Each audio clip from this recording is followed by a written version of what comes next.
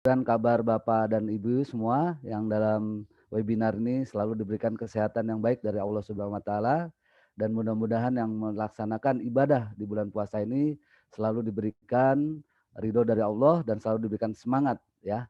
Oke, terima kasih.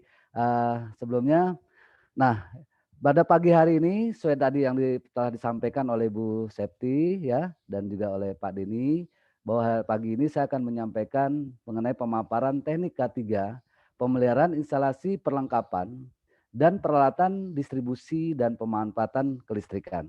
Oke.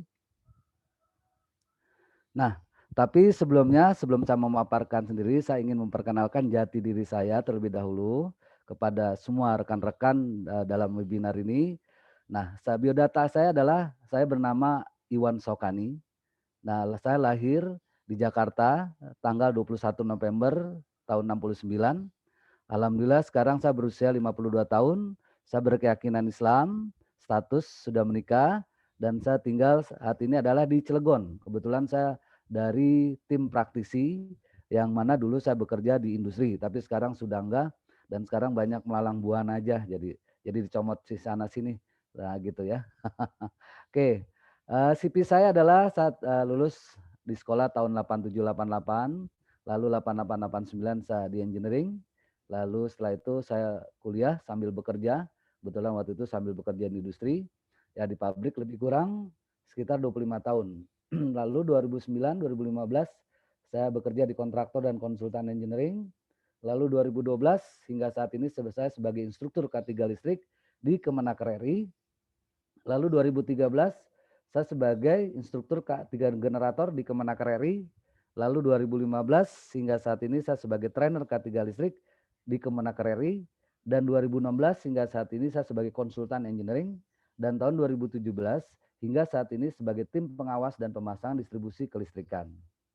Nah, aktivitas saya adalah saat ini sebagai tim trainer teknisi K3 listrik dan ahli K3 listrik di Kemenaker RI, lalu sebagai tim instruktur pengujian K3 listrik nasional Kemenaker RI, lalu sebagai tim inspektor pengujian generator, ya, lalu tim pemantapan dan pengembangan dasar listrik di BNSP dan industri, tim electrical engineering dan konsultan, tim commissioning test electrical plant industri, tim project control dan report, ya, dan sebagai penguji kompetensi ujian nasional bidang mekanik industri dan listrik arus kuat di beberapa sekolah khususnya SMK atau STEM swasta ya, khususnya di Banten, Cilegon. Oke, tadi yang telah dipaparkan untuk masalah pemeliharaan baik untuk distribusi dan pemanfaatan, yang kita tahu mungkin di sini teman-teman sudah khususnya di bapak-bapak dan ibu-ibu sudah mengenal apa itu namanya kelistrikan. Kita pagi ini hanya merefresh saja ya dan mengingat kembali karena banyak kalau orang bekerja kan biasanya sudah dalam satu tempat di kalangan industri hanya dalam menangani yaitu pemanfaatannya aja. Nah, sebelum kita panjang lebar mengenai apa itu listrik, kita berawal dulu mengenai kedatangnya kelistrikan. Yang mana kita tahu listrik berawal mulai dari pembangkit. Yang setelah pembangkit kita menuju lagi namanya transmisi. Setelah transmisi ya dari step out, di start down lagi lewat namanya distribusi. Setelah distribusi baru kita pakai namanya pemanfaatan yang digunakan oleh sehari-hari oleh ke industri, oleh komersil perumahan, lalu perkantoran dan lain-lain sebagainya. Oke. Nah, alur sistem daripada tenaga listrik sendiri mulai dari pusat pembangkit ya, tadi telah sampaikan ada namanya PLTA, PLTU, PLTG dan lain sebagainya. Lalu setelah itu disalurkan lewat namanya transmisi, setelah itu disalurkan lagi lewat namanya gardu induk ya atau kita kenal kebanyakan GI. GI atau GITED, gardu induk tegangan ekstra tinggi. Lalu bisa masuk ya langsung ke sistem pelanggan namanya pemanfaatan yang lewat jalur JTR yaitu jalur tegangan rendah. Nah, bisa juga langsung menuju ke industri-industri besar. Oke. Nah, dasar daripada K3 listrik sendiri yang kita kenal adalah listrik adalah salah satu bentuk sumber daya atau energi potensial yang sanggup melakukan usaha atau kerja yang dapat memberikan banyak manfaat untuk menunjang aktivitas di berbagai sektor kegiatan. Nah, daya listrik sangat ideal dan praktis dapat dimanfaatkan sebagai tenaga penggerak mekanik, terutama pemanas, pencahayaan, dan lain sebagainya. Nah, di sisi lain, listrik dapat menimbulkan bahaya atau bahkan bencana yang merugikan. Apabila perancangan, pemasangan, pemanfaatan sistem tenaga listrik tidak mengikuti kaedah dalam teknik kelistrikan. Nah, untuk menjamin keamanan dan keandalan instalasi serta peralatan listrik dilakukan namanya pengawasan terhadap persyaratan yang ditentukan dalam peraturan dan standar dari K3 listrik, termasuk instalasi kelistrikan, grounding internal maupun grounding eksternal, ya mulai tahapan perancangan maupun dan pemasangannya. Nah, dalam pemanfaatan sesuai dengan mekanisme dan ketentuan peraturan perundangan maupun standar yang berlaku. Oke. Nah, definisinya, apa sih itu listrik? Nah, menurut tata bahasa, listrik adalah kondisi dari partikel subatonik tertentu, seperti elektron dan proton, yang menyebabkan penarikan dan penolakan gaya di antara keduanya. Nah, secara teorikal teknik, listrik merupakan salah satu bentuk energi yang tersimpan dalam bentuk magnet, muatan elektron, kimia, dan lain-lain. Untuk mengetahui suatu benda bersifat listrik, maka hanya bisa mengenalnya dengan gejala yang ditimbulkan dari benda tersebut. Oke, nah, kita masuk dalam hal pengertian K3-nya dulu. Sebelum kita meluas ke dalam sistem alur proses kelistrikannya. Nah, pengertian dalam keselamatan kesehatan kerja, filosofinya, upaya untuk pemikiran dan penerapannya yang ditujukan, ya, pertama yang ditujukan, oke, yang ditujukan untuk menjamin keutuhan dan kesempurnaan baik jasmania maupun rohania tenaga kerja pada khususnya dan manusia pada umumnya. Hasil karya dan budaya untuk meningkatkan kesejahteraan tenaga kerja itu sendiri. Nah, oke. Nah, secara keilmuan yaitu suatu ilmu pengetahuan dan penerapan dalam upaya mencegah kecelakaan, kebakaran, peledakan, pencemaran, penyakit akibat kerja dan lain-lain yang disebut accident prevention. Oke. Next. Nah, di dalam kelistrikan sendiri kita tidak lepas dari namanya K2, tidak hanya K3. Kalau bicara kita K3, kita dalam kehidupan seperti seolah-olah kita dalam tengah lingkaran. Yang mana melingkari ini adalah K3-nya yang disebut adalah keselamatan kesehatan kerja. Tapi kalau dalam pekerjaan kelistrikan kita tidak lepas dari yang menyangkut namanya K2. Nah, apa sih yang disebut hubungan antara K2 dan K3? Nah, K3 sendiri adalah keselamatan dan kesehatan kerja. K2 adalah keselamatan ketenaga listrikan, yang mana kalau K3 itu langsung di bawah pemantauan daripada Kementerian Tenaga Kerja. Atau untuk K2 adalah di bawah pemantauan Kementerian SDM, Sumber Daya Mineral dan Energi. Oke. Nah, pengertian dari keselamatan kesehatan kerja sendiri, definisinya, keselamatan kesehatan kerja sebagai suatu program didasari pendekatan ilmiah dalam upaya mencegah atau memperkecil bahaya hazard dan resiko terjadinya penyakit dan kecelakaan maupun kerugian-kerugian lainnya yang mungkin terjadi. Nah, pengertian daripada K2 sendiri definisinya adalah segala upaya atau langkah-langkah pengamanan instalasi tenaga listrik dan pengamanan pemanfaatan tenaga listrik untuk diwujudkan kondisi andal bagi instalasi dan kondisi aman dari bahaya bagi manusia, serta kondisi akrab lingkungan dalam arti tidak merusak lingkungan hidup di sekitar instalasi tenaga listrik itu sendiri. Oke. Nah, dari setiap ini pasti ada undang-undangnya. Nah, peraturan dan perundang-undangan dalam hal K3 kelistrikan sendiri ada namanya Undang-Undang Nomor 1 Tahun 70 tentang keselamatan kerja. Yang mana teman-teman semua pasti sudah memahami Undang-Undang Nomor 1 Tahun 70 itu tidak lepas dari semua lini, ya. Semua dari mulai kelistrikan, masalah PAA, PUBT dan lain sebagainya. Ada Undang-Undang Nomor 30 Tahun 2009 tentang ketenaga listrikan. Ada Peraturan Pemerintah Nomor 14 Tahun 2012 tentang kegiatan usaha penyediaan tenaga listrik. Yang lalu ada Peraturan Pemerintah Nomor 2 Tahun 2012 tentang usaha jasa penunjang tenaga listrik. Ada standar nasional atau kita kenal SNI, ya, yang sekarang adalah 0225 2011 di PUL 2011. Lalu Peraturan Pemerintah Nomor 50 ya tahun 2012, ada Permenaker Nomor 12 tentang K3-nya, ada keputusan Dirjennya ya Nomor 47 tahun 2015 tentang ahli K3 listrik. Ya, kalau tentang untuk yang masalah teknisi adalah nomor 48-nya. Lalu standar internasional, standar negara asing yang diakui. Banyak IEC ya dan lain sebagainya. Ada NFPA 70 dan lain sebagainya. Oke. Nah, Sebelum kita menjelaskan masalah daripada perawatan atau disebut pemeliharaan kelistrikan, khususnya di distribusi dan pemanfaatan, saya menjelaskan dulu sekilas tentang tenaga kelistrikan, terutama dari alur proses awalnya, yaitu pembangkit kelistrikan. Biar semua kita coba, oh dasar awal kelistrikan dari mana sih? Nah, berarti kan kita pengen tahu awalnya berarti dari mulai pembangkitan. Oke, yang kita kenal pembangkitan ada beberapa macam. Ada salah satunya PLTA, yang kita kenal adalah pembangkit listrik tenaga air. Secara gambar filosofinya seperti ini, ya. Dari turun dari air ya, dari atas untuk menggerakkan dari sistem steam turbinnya. Oke, ya kalau dulu kita Indonesia pertama kali banyak menggunakan sistem PLTA waktu zamannya Belanda. Karena waktu itu Belanda banyak bangun pabrik-pabrik khususnya pabrik-pabrik gula. Tapi yang masih ada PLTA adalah di Bandung, di Dago. Itu PLTA masih aktif dan sampai saat ini pun masih beroperasi. Oke. Selanjutnya adalah ada namanya pembangkit listrik tenaga diesel, ya PLTD. Ini sebuah bentuk sistem daripada PLTD sendiri seperti kalau kita umumnya menggunakan namanya genset kalau di pabrik-pabrik. Nah, oke ya, nggak jauh beda sistemnya, tapi dia untuk menggerakkan sistem daripada dia untuk generatornya. Oke. Ada lagi namanya untuk pembangkit PLTU, pembangkit listrik tenaga uap, yang mana dia bahan bakunya adalah batu bara.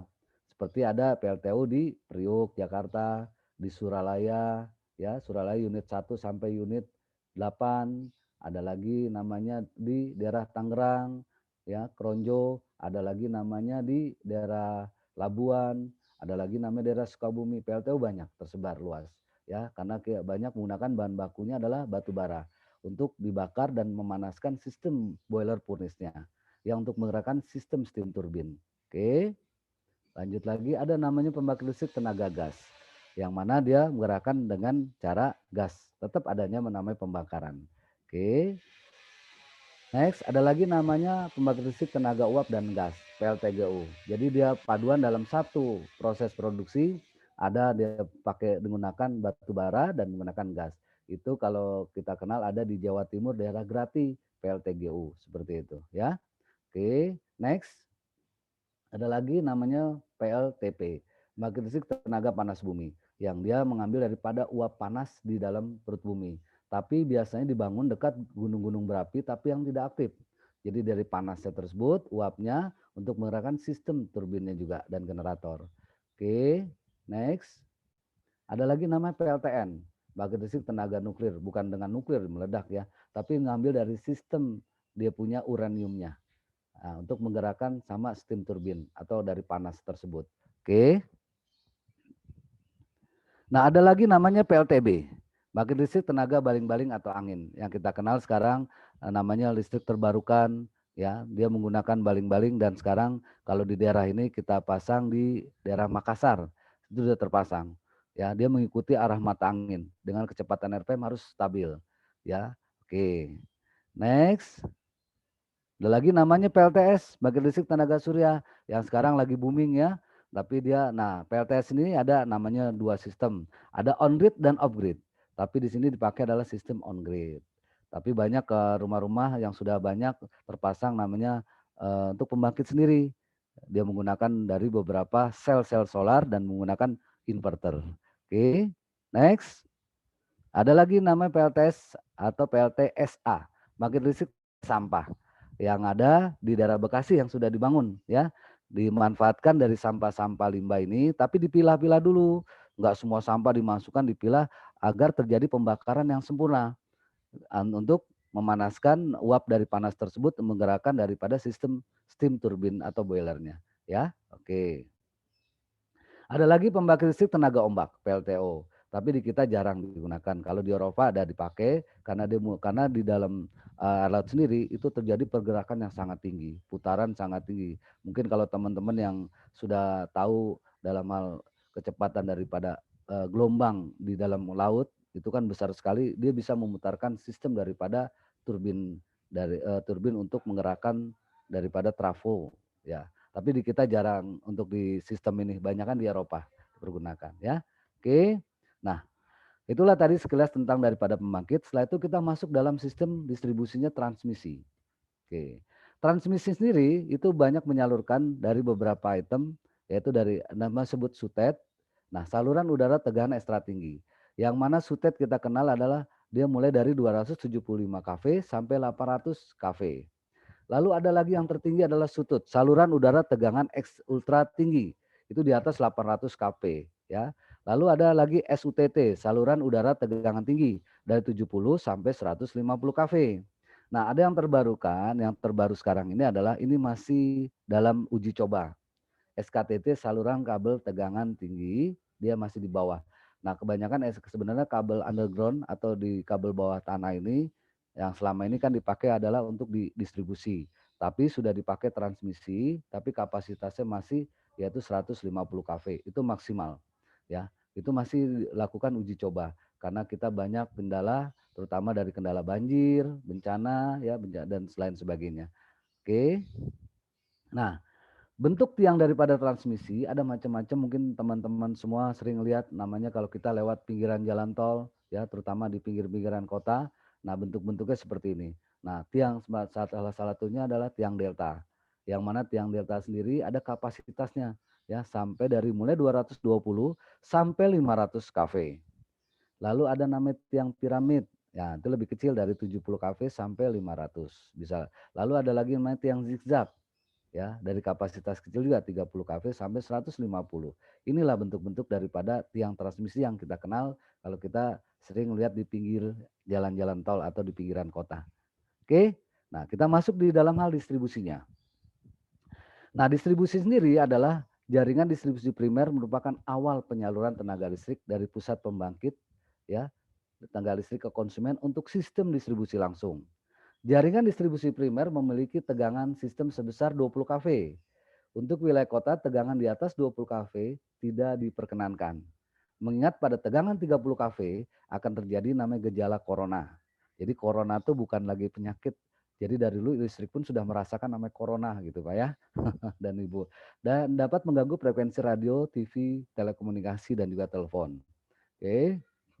Nah, gardu pembagi atau gardu distribusi sendiri berfungsi merubah tegangan listrik dari jaringan distribusi primer menjadi tegangan terpakai yang digunakan untuk konsumen dan disebut sebagai jaringan distribusi sekunder. Kapasitas trafo yang digunakan pada gardu pembangkit ini tergantung pada jumlah beban yang dilayani dan luas daerah pelayanan beban. Bisa berupa trafo 1 fase dan juga bisa berupa trafo 3 fase. Nah, biasa untuk jumlah daripada layanan wilayah penduduk tersebut. Biasa PLN menghitung dulu, melakukan namanya perhitungan. Ya, biasa mereka menggunakan dari perencanaan-perencanaan ya mulai dari jumlah pelanggan dalam daerah tersebut dan untuk next ke depannya dengan penambahan daripada atau perluasan dari jumlah perumahan-perumahan yang akan dibangun gitu. Oke. Nah, jaringan distribusi sekunder sendiri yaitu atau jaringan distribusi tegangan rendah JTR merupakan jaringan tenaga listrik yang langsung berhubungan dengan konsumen. Oleh karena itu, besarnya tegangan untuk jaringan distribusi sekunder ini adalah 130 per 230 volt untuk ke sistem lama. Itu sekitar tahun-tahun 70-an itu masih pakai sistem lama. Dengan bertambahnya penduduk, dengan bertambahnya pelanggan, dan perluasan daripada bangunan gedung, dan juga jumlah daripada pemakaian, makanya dirubah sekitar tahun 85 sekian, itu tegangan dirubah menjadi 220 per 380 volt hingga saat ini yang kita gunakan. Oke ya. Nah, persyaratan dari sistem distribusi tenaga listrik dalam usaha meningkatkan kualitas, keterandalan, dan pelayanan tenaga listrik ke konsumen, maka diperlukan beberapa persyaratan. Pertama adalah salah satunya faktor keandalan sistem. Tidak jelas, semua kita butuh namanya sistem yang baik ya, dari kontinuitas penyaluran sampai konsumen terjamin 24 jam terus menerus. Jadi jangan terjadi ada namanya blackout gitu ya, atau mati lampu kalau kata orang bilang umumnya. Oke. Lalu setiap gangguan yang terjadi dengan mudah dilacak dan isolir sehingga pemadaman tidak perlu terjadi. Lalu untuk itu diperlukan alat pengaman dan alat pemutus tegangan pada setiap wilayah bebannya. Sistem proteksi dan pengaman jaringan juga tetap bekerja dengan baik dan cepat. Kedua, faktor kualitas sistem sudah pasti ya, bahwa setiap mesin, setiap alat apapun kita butuh namanya faktor kualitas daripada sistem tersebut. Nah, distribusi sendiri, kualitas tegangan juga sampai ke titik beban harus memenuhi persyaratan. Setiap kondisi dan sifat beban. Lalu tegangan jatuh atau tegangan drop dibatasi pada harga 10% dari tegangan nominal sistem untuk setiap wilayah beban. Itu ada di YC Publication 38 tahun 67. Lalu kualitas peralatan listrik yang terpasang pada jaringan itu juga bisa menahan tegangan lebih atau overvoltage dalam waktu singkat. Nah, kalau PL sekarang sudah banyak gunakan namanya kapasitor. Tapi kapasitor ini adalah kapasitor TM, tegangan menengah. Kalau biasa ini pakai teman-teman di pabrik, di industri ya, itu namanya kapasitor TR, tegangan rendah. Oke. Ketiga, kita butuh namanya faktor keselamatan sistem dan pabrik. Keselamatan terutama dalam keselamatan penduduk dengan adanya jaringan tenaga listrik harus terjamin dengan baik ya. Jadi nggak asal pasang dan segala macam dan itu mengganggu ke dalam hal keselamatan ketenaga listrikannya.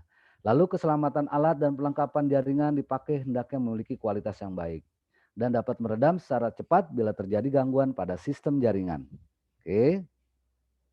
4, kita faktor pemeliharaan sistem. Nah, kita singgung dalam pemeliharaan. Kontinuitas pemeliharaan sistem perlu dijadwalkan secara berkesinambungan sesuai dengan perencanaan awal yang telah ditetapkan, agar kualitas sistem tetap terjaga dengan baik.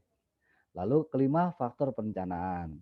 Direncanakan jaringan distribusi harus dirancang semaksimal mungkin untuk perkembangan di kemudian hari. Ya, nah kita masuk di dalam gadu induk distribusinya. Nah, gadu induk adalah sebuah gadu transmisi atau gadu induk tegangan ekstra tinggi yang kita kenal, sering kita baca kalau di jalan-jalan tuh baca GTET ya, berfungsi menghubungkan dua atau lebih jalur transmisi.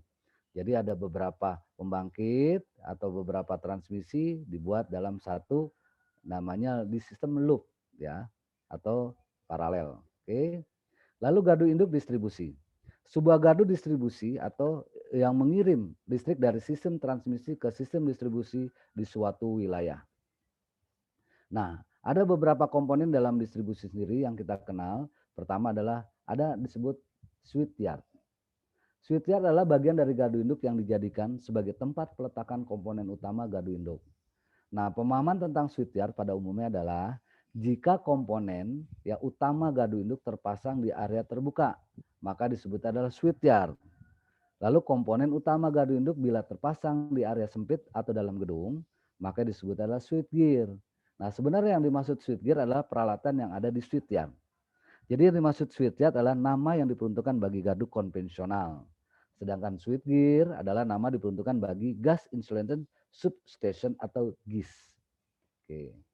Nah, ada lagi komponen namanya trafo, yang mana berfungsi mentransferkan daya listrik dengan merubah besaran tegangan, sedangkan frekuensi pasti dia tetap. Ya, beda. Kalau trafo udah pasti sering berubah tegangan, tapi di frekuensi tetap. Tapi kalau genset, generator, itu yang sering berubah adalah frekuensinya. Ya, oke. Trafo daya berfungsi untuk pengaturan daripada tegangan. Trafo daya dilengkapi dengan trafo pentanan yang berfungsi dia mendapatkan titik netral dari trafo daya. Nah, peralatan ini disebut sebagai neutral current trafo atau NCT. Perlengkapan lainnya adalah pentanan trafo disebut neutral grounding resistant atau NGR. Nah, NGR sendiri seperti ini, komponen yang dipasang antara titik netral trafo dengan pentanahan. Dia fungsi memperkecil arus gangguan yang terjadi. Maka diperlukan proteksi yang praktis dan biasanya tidak terlalu mahal karena karakteristik relay dipengaruhi oleh sistem pentanan netral. Oke. Nah, ada lagi namanya CB, PMT atau PMS yang disebut pemutus atau pemisah adalah peralatan pemutus yang berfungsi memutus rangkaian listrik dalam keadaan berbeban atau berarus. Nah, CB dapat dioperasikan pada saat jaringan dalam kondisi normal maupun pada saat terjadi gangguan. Karena pada saat bekerja, CB ya mengeluarkan atau menyebabkan timbulnya busur api, maka pada CB dilengkapi dengan pemadam busur api, salah satu berupa minyak ya atau OCB, udara atau ACB dan gas dan GCB. Oke. Ada lagi namanya disconnecting switch, yang mana peralatan pemisah yang berfungsi memisahkan rangkaian listrik dalam keadaan tidak berbeban. Dalam GI, gardu induk ya, disconnecting switch terpasang pada transformator by, transmission line by, lalu bus bar, bus couple. Karena DS ini adalah dioperasikan pada saat kondisi jaringan tidak berbeban. Maka yang harus dioperasikan terlebih dahulu adalah CB. Setelah rangkaian diputus oleh CB, baru DS dioperasikan. Ibarat kita kalau kita di kubikel trafo, kalau teman-teman di pabrik, biasanya kan digerundingkan seperti itu ya. Oke, kalau di switchyard adalah ini, namanya disconnecting switch. Nah, dalam peralatan sendiri ada namanya arrestor.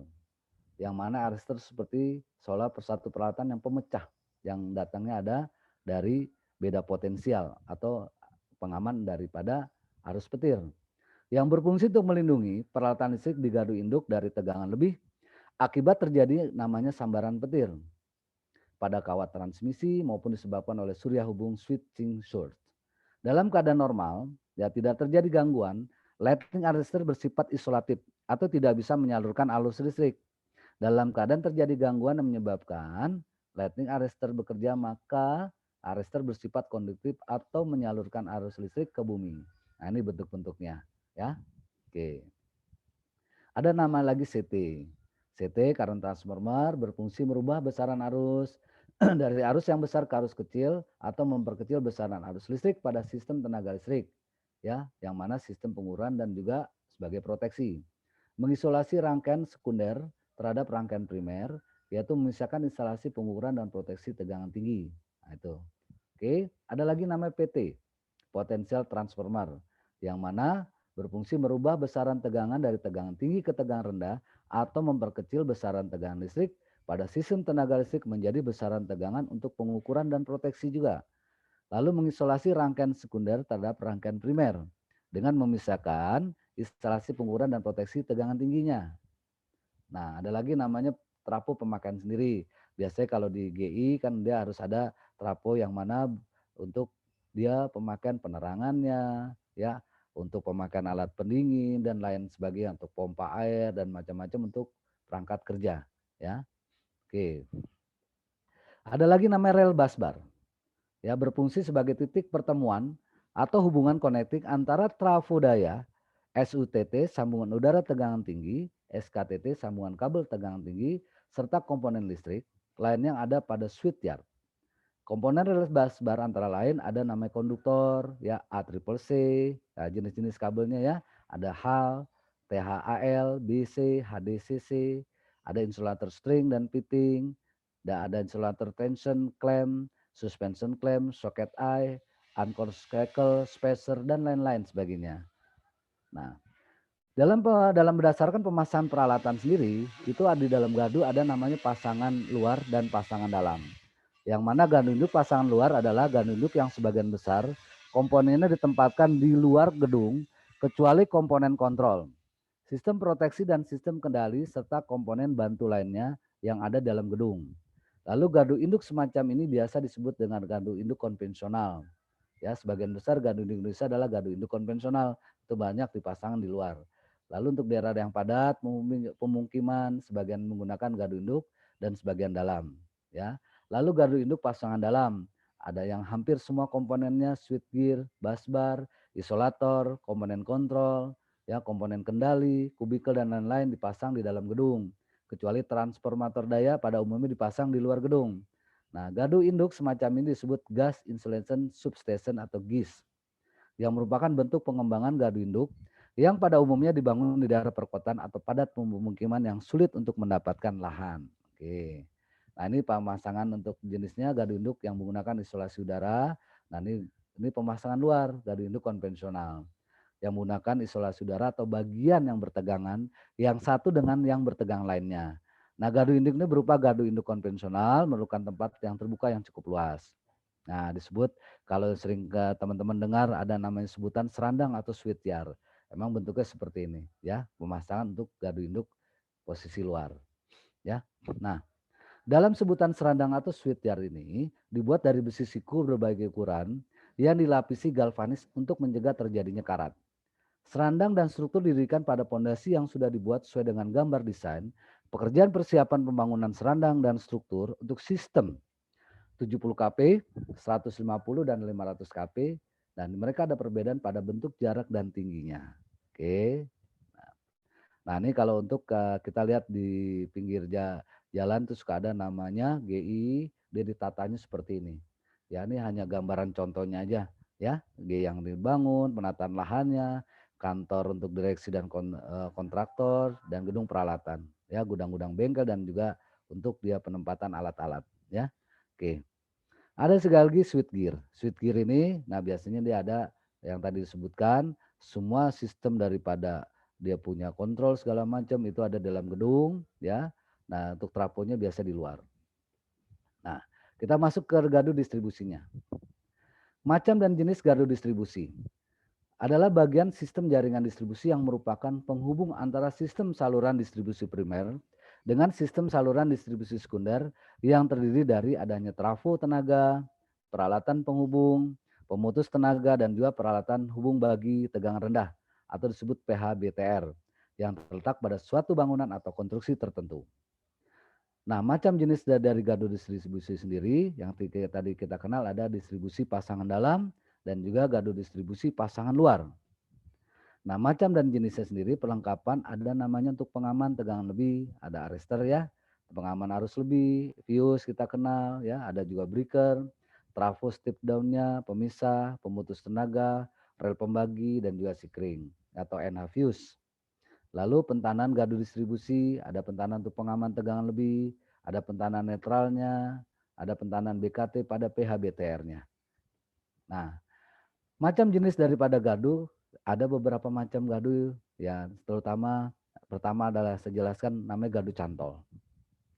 Gardu cantol itu biasanya ada model kalau teman-teman lihat di lapangan ada satu tiang yang di atasnya adalah satu trafo dan di bawahnya ada namanya PHBTR, panel hubung baginya, tegangan rendah. Nah, itu ada dua macam. Ada untuk satu fase, ada untuk tiga fase. Ya, satu fase biasa untuk yang memakan wilayah penduduk yang tidak terlalu banyak. Kalau tiga fase itu biasanya sudah banyak penduduk yang harus didistribusikan. Oke. Nah, gardu cantol sendiri adalah gardu distribusi tipe tiang untuk pasangan terbuka dengan memakai konstruksi satu tiang. Seluruh bagian trafo, distribusi, dan papan hubung baginya dicantolkan pada satu tiang yang sama. Distribusi dipasang pada bagian atas dan lemari panel pada bagian bawah. Ya, trafo di atas, biasanya PHBTR-nya pasti di bawah gitu ya. Oke. Nah, gardu cantol sendiri secara monogramnya seperti ini. Oke, ini gambaran sederhananya. Ya, ada mulai dari arresternya, FCO, fuse cut out, ada trafo, setelah itu turun ke saklar utama, NH fuse, lalu saluran jurusan atau untuk dibagi ke beberapa pelanggan atau pemakaian konsumen. Ya. Nah, ini gambar monogramnya seperti ini. Ya, ada beberapa perangkat-perangkat daripada peralatan, ada namanya bimetal AL-nya, ya, atau cat out joint-nya, ada lighting arrestor-nya, ada trafo, ada juga untuk pipa salurannya, grounding dan macam-macam. Nah, ini gambaran secara gardu cantol monogram, baik yang untuk satu tiang, ya. Nah, pada gardu distribusi tipe cantol, trafo yang terpasang adalah trafo dengan daya di bawah 100 kVA. Dia tidak besar. Untuk baik 3 fase dan juga 1 fase.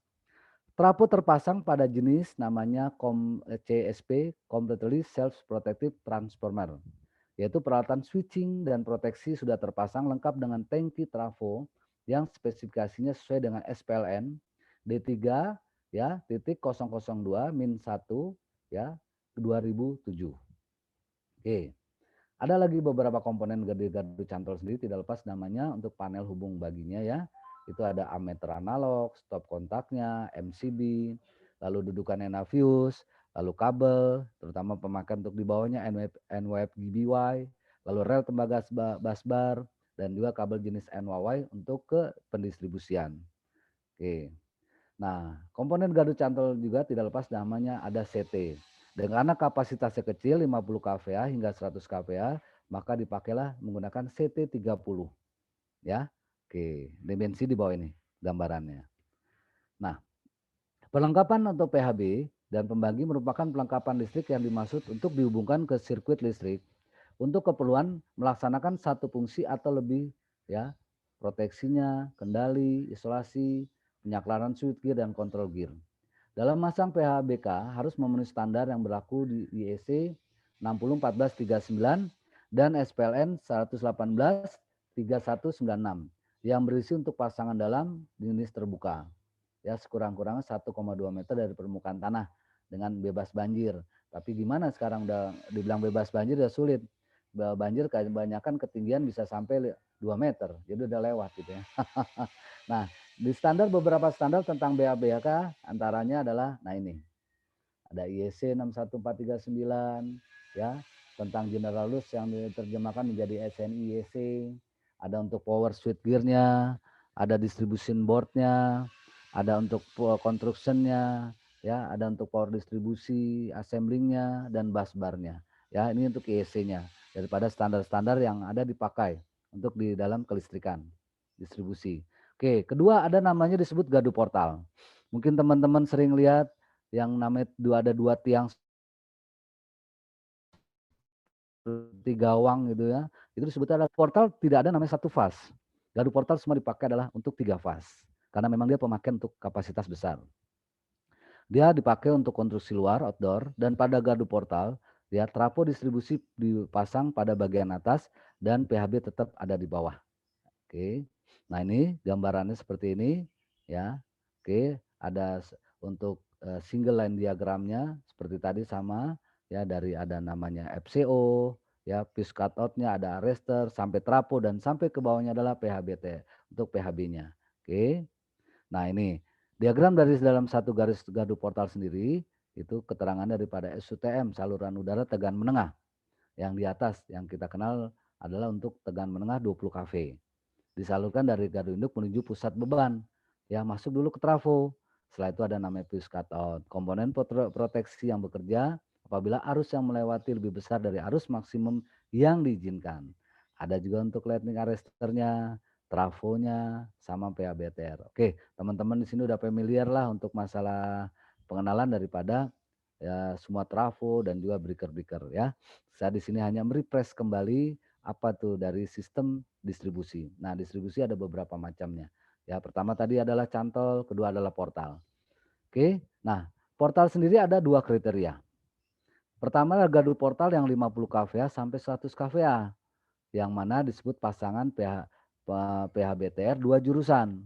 Ada lagi satu gardu portal yang 160 sampai 400 kVA, yang mana disebut adalah PHB TR 4 jurusan. Gitu ya. Dia hanya maksimal 400 kVA. Oke. Nah, ini PHBTR 2 jurusan. Dia trafonya berarti lebih kecil. Kalau 4 jurusan berarti dia trafonya lebih besar. Mungkin teman-teman sering lihat di luar jalan sana ada dua model portal tapi trafonya kecil. Berarti dia kemampuannya cuma sampai sekitar 100 kVA. Seperti itu ya. Kalau sampai yang besar itu maksimal sampai 400 kVA. Oke. Nah, gardu portal sendiri ada beberapa proteksi bersama trafo dengan ada FCO, pemutus lebur dan lain sebagainya ya. Dari pemasangan tiangnya sendiri, gardu distribusi ini berupa tiang beton maupun tiang besi yang memiliki kekuatan kerja sekurang-kurangnya adalah, nah kalau orang yang biasa tiang main di sipil itu paham namanya kekuatan daripada tiang beton. Kalau di kelistrikan dia biasa ada regulasinya kekuatan sekurang-kurangnya 500 DAN dengan panjang 11 atau 12 meter setiap tiangnya. Seperti itu. Nah, biasanya orang-orang sipil yang sudah punya rumus-rumus seperti ini. Dia ada batasan daripada ketentuannya, ambang batasnya ya. Oke. Gardu portal sendiri ya kapasitas dari setiap ini menggunakan CT. Kalau untuk kapasitas 50, 100 kVA, dua jurusan menggunakan CT 30. Kalau kapasitas 160 sampai 400 kVA menggunakan CT 40. Jadi ibarat kita sebelum melakukan perawatan pemeliharaan, kita kenali dulu namanya sistem topologi semua peralatan. Ya, oke. Next. Nah, yang ketiga ada nama juga disebut gardu kios atau bergerak. Nah, biasanya gadu-gadu ini dipakai untuk temporary, ya sifatnya untuk biasa untuk bencana segala macam. Nah, gardu kios atau bergerak, sebuah gardu bergerak adalah gardu listrik yang dilengkapi dengan roda yang berisi sebuah trafo, pemutus sirkuit dan busbar, sehingga dapat ditarik oleh kendaraan lain. Gardu ini dapat digunakan sebagai cadangan sementara pada saat bencana alam ataupun perang. Seperti itu, ya. Oke. Gardu kios ya, yaitu gardu distribusi yang konstruksinya pembuatan terbuat dari bahan konstruksi baja, fiberglass atau kombinasinya. Dan gardu ini dibangun di lokasi yang tidak mungkin didirikan gardu beton atau gardu tembok, sifatnya mobilitas. Dan kapasitas trafo yang terpasang terbatas, bisa sampai 400 kVA. Ya, hampir sama tadi dengan gardu portal. Nah, beberapa jenis gardu kios ini seperti gardu kios kompak, kios modular, dan kios bertingkat. Khusus untuk gardu kompak, seluruh komponen gardu sudah dirangkai selengkapnya di pabrik, jadi tinggal plug and play. Sehingga pembuatan gardu ini lebih cepat dibanding pembuatan gardu beton. Nah, ada lagi nanti gardu beton.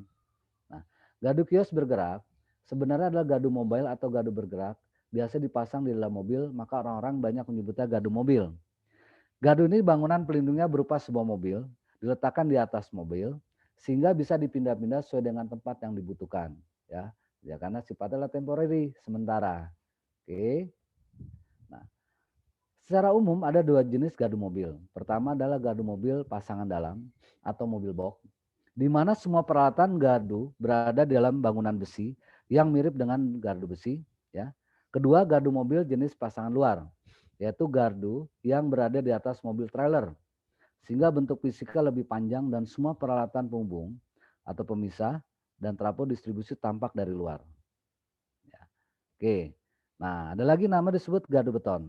Tadi udah kita disampaikan, mulai pertama gardu cantol, portal, gardu kios tak bergerak yang bersifat temporary. Yang keempat adalah gardu beton. Mungkin teman-teman sering melihat yang permanen, apalagi kalau di pabrik-pabrik ya, sudah familiar sekali disebut namanya gardu beton atau tembok. Nah, gardu tembok atau beton, seluruh komponen instalasi ada dalam sebuah bangunan sipil dari batu dan beton seperti tembok. Konstruksi bangunan gardu ini bertujuan memenuhi persyaratan terbaik bagi sistem keamanan ketenaga listrikan. Nah, biasanya gardu ini difungsikan saluran distribusi jenis kabel atau SKTM yang bawah tanah ya. Berikut ciri gardu distribusi seluruh peralatan berada dalam bangunan beton. Lalu luas gardu minimal 7 kali 4 meter minimalnya ya. Kapasitas trafo maksimum 2 kali 630 kVA. Dia bisa lebih besar. Nah, gardu beton sendiri memiliki persyaratan fisik yang cukup guna memudahkan konstruksi instalasi, operasi, dan pemeliharaan. Dan harus memberikan cukup ventilasi untuk ambient temperatur rata-rata 40 derajat Celcius. Terdapat penggunaan gardu distribusi untuk pelayanan umum dan sebagai gardu hubungnya.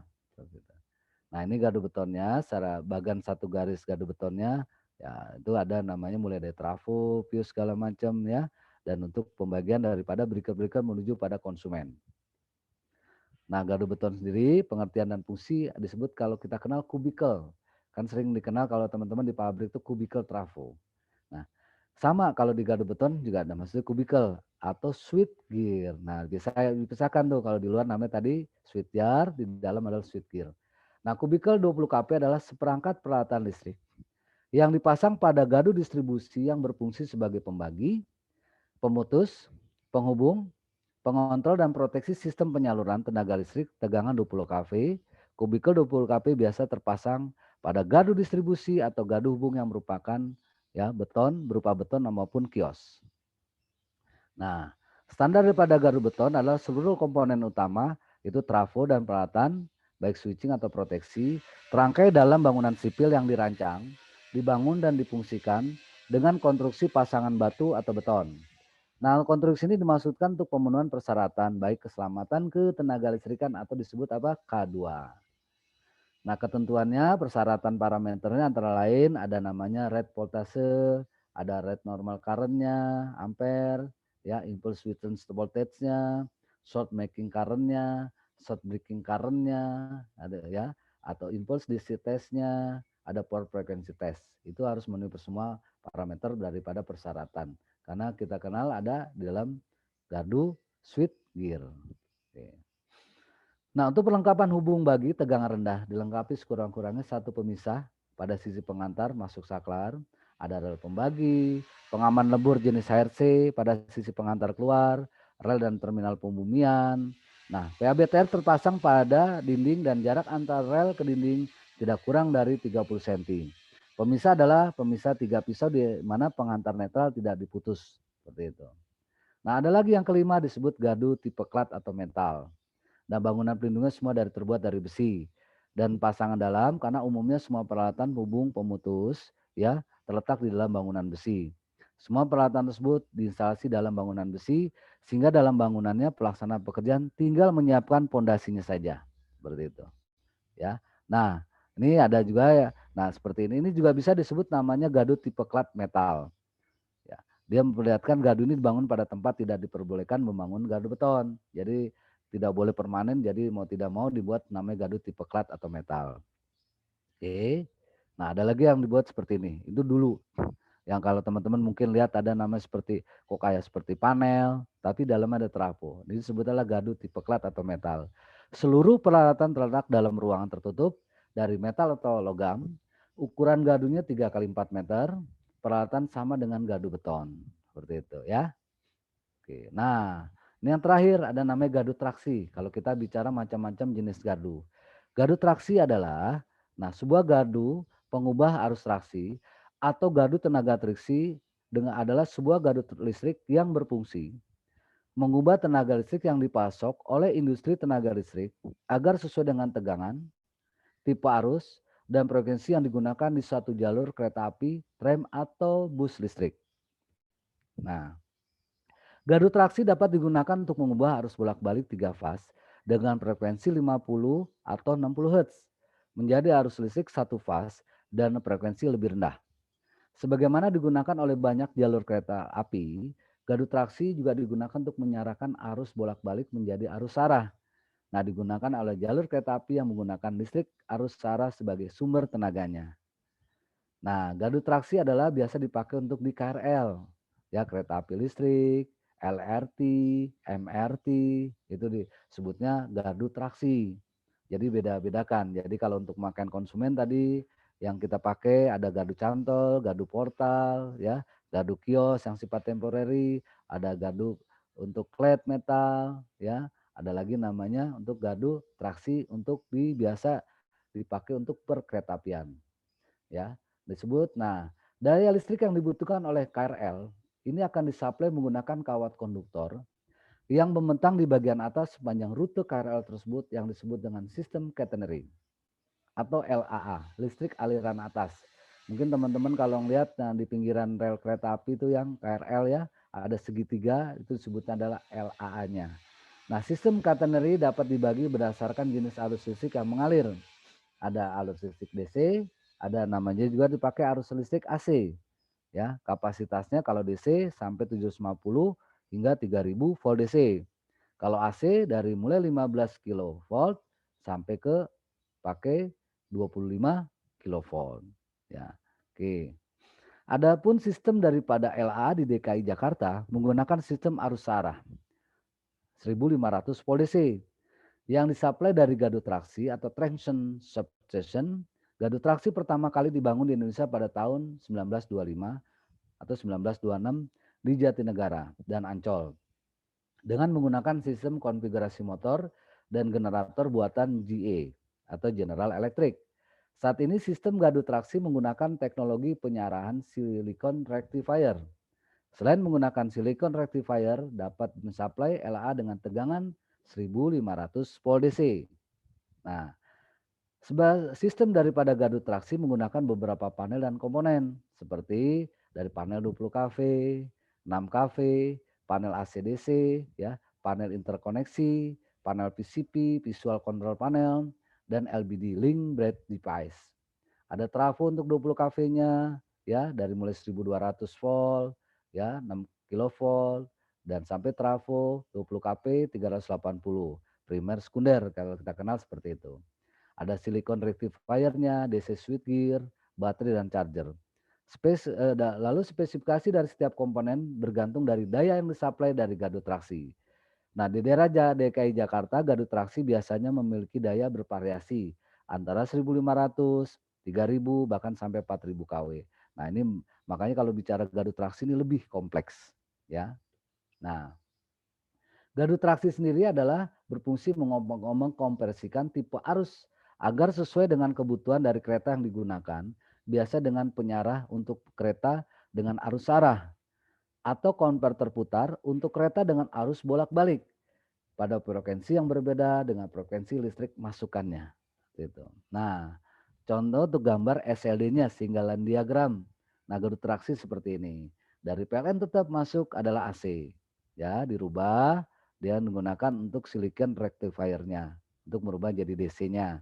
Nah, untuk terutama dipakai untuk persinyalannya dan juga dipakai untuk jalannya di listrik aliran atas yang dipakai untuk DC. Nah, seperti ini gambaran untuk singgalan diagram. Nah, kita sebut ada 6 perbedaan dulu. Ya, sebelum kita mengarah dalam sistem perawatan sendiri, kita bedakan dulu apa sih antara beda distribusi sama transmisi. Nah, dari segi letak lokasi jaringan, distribusi itu umumnya ada di dalam kota. Kalau transmisi ada di luar kota. Kalau tegangan sistemnya distribusi itu di bawah 30 kV, kalau transmisi di atas 30 kV. Lalu dari segi bentuk jaringan, distribusi itu adalah radial, loop, paralel, dan interkoneksi. Lalu transmisi adalah radial dan loop. Dari sistem penyaluran, distribusi ada menggunakan udara dan juga bawah tanah. Distribusi. Lalu transmisi ada udara dan bawah laut, dan satu lagi yang memang baru uji coba saluran bawah tanah. Yang tadi kita sampaikan kapasitasnya dari 70 sampai 150 kV, tapi itu baru uji coba. Ya, tapi sudah dilakukan oleh pihak daripada PLN. Kalau bawah laut sudah tidak diperluas lagi karena untuk biaya maintenance-nya cukup mahal. Gitu.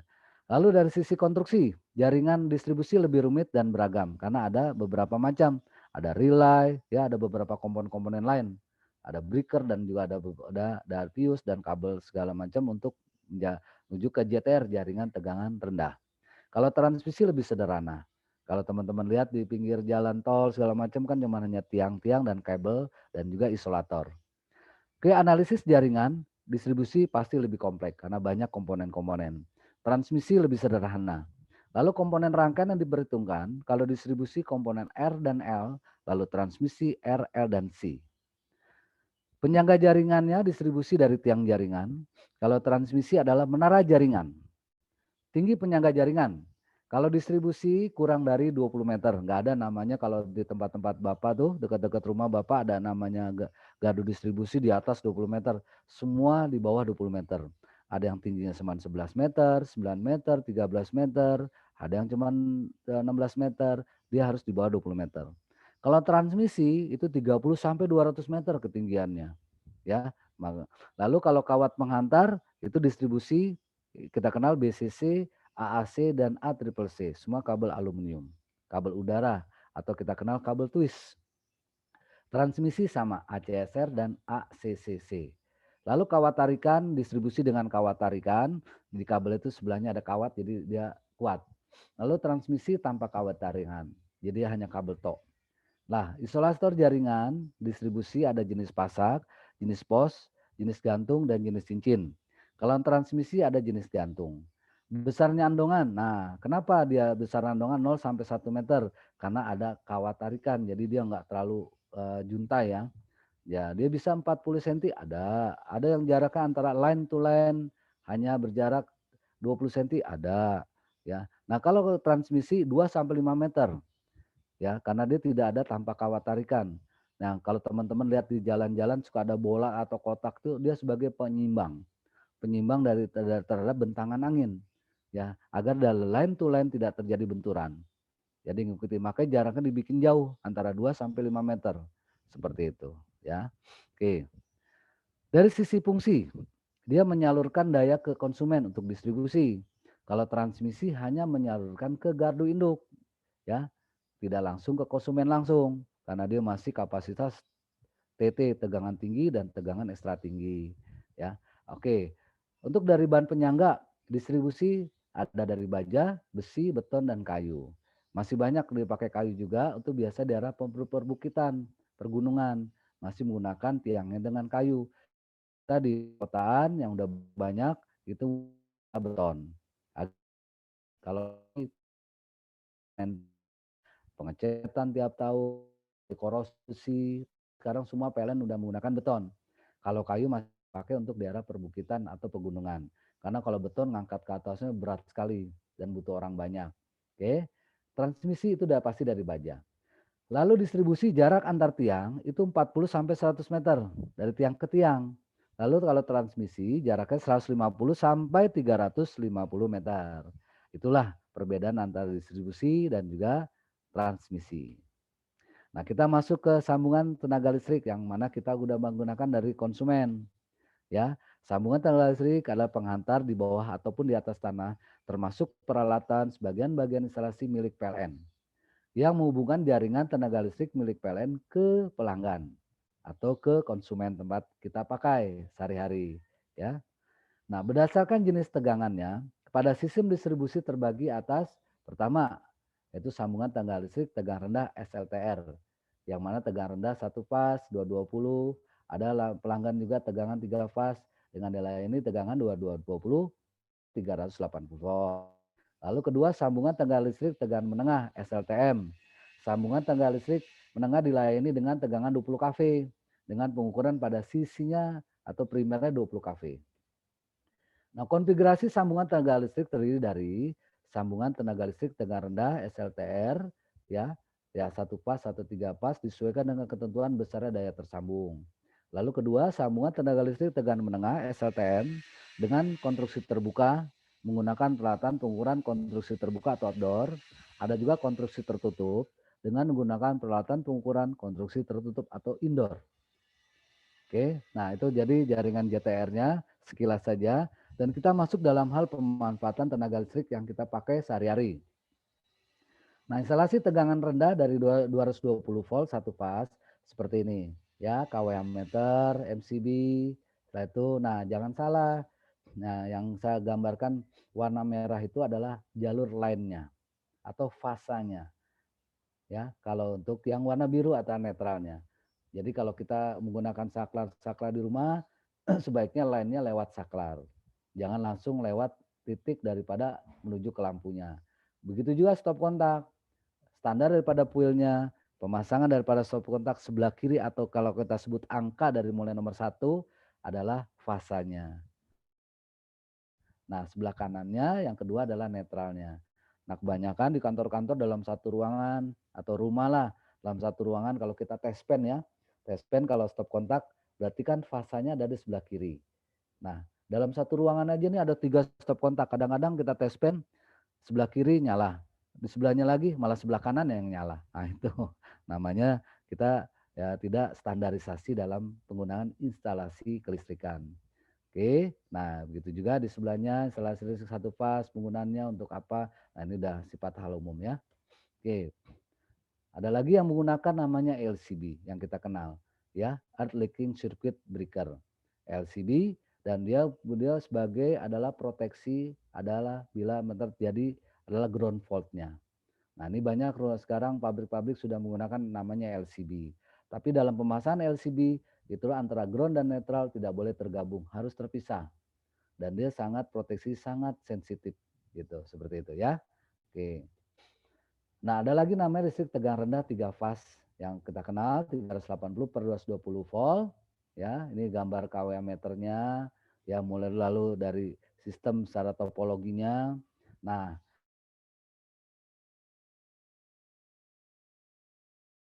R adalah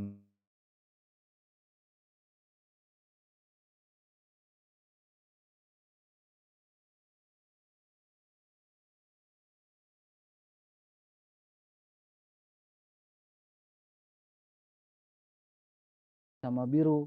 Nah, karena adalah R-nya sekarang adalah menjadi warna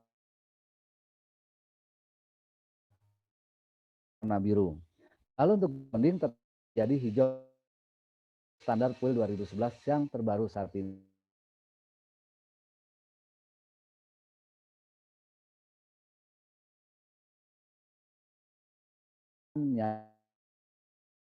Ya, begitu. Sebagai warna jadi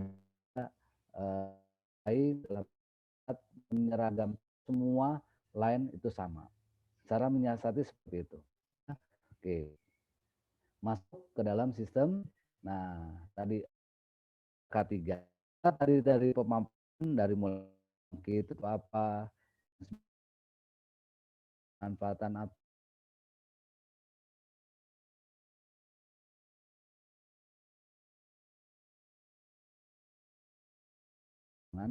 dapat dikategorikan sebagai tempat kerja. Nah, dalam lingkungan atau rumah ya, dan juga dalam lingkungan masyarakat. Lalu pembinaan norma keselamatan kesehatan kerja, lalu juga ada nama pemberian ganti rugi, perawatan dan rehabilitasi dalam hal kecelakaan akibat kerja. Nah, itu ruang lingkup kerjanya. Nah, ruang lingkup ketiga di perusahaan ya, ya, kerja orang lain yang dalam lingkungan tempat kerja. Lalu salah memberikan keselamatan bangunan beserta isinya. Lalu kita yang sehat mendorong produktivitas. Oke,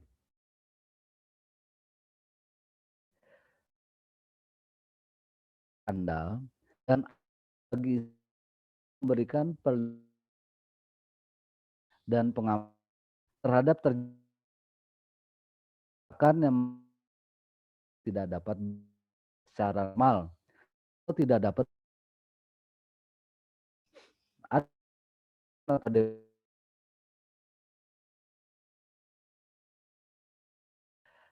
yang dapat ditimbulkan oleh dan kegiatan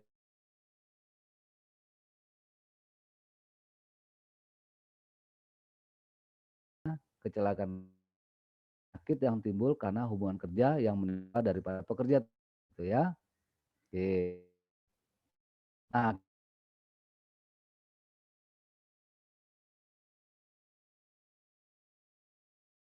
tentang teknologi orang bilang dari kit, transmisi, distribusi dan juga pemanfaatan. Sebelum kita memasuki dalam hal peliharaan dan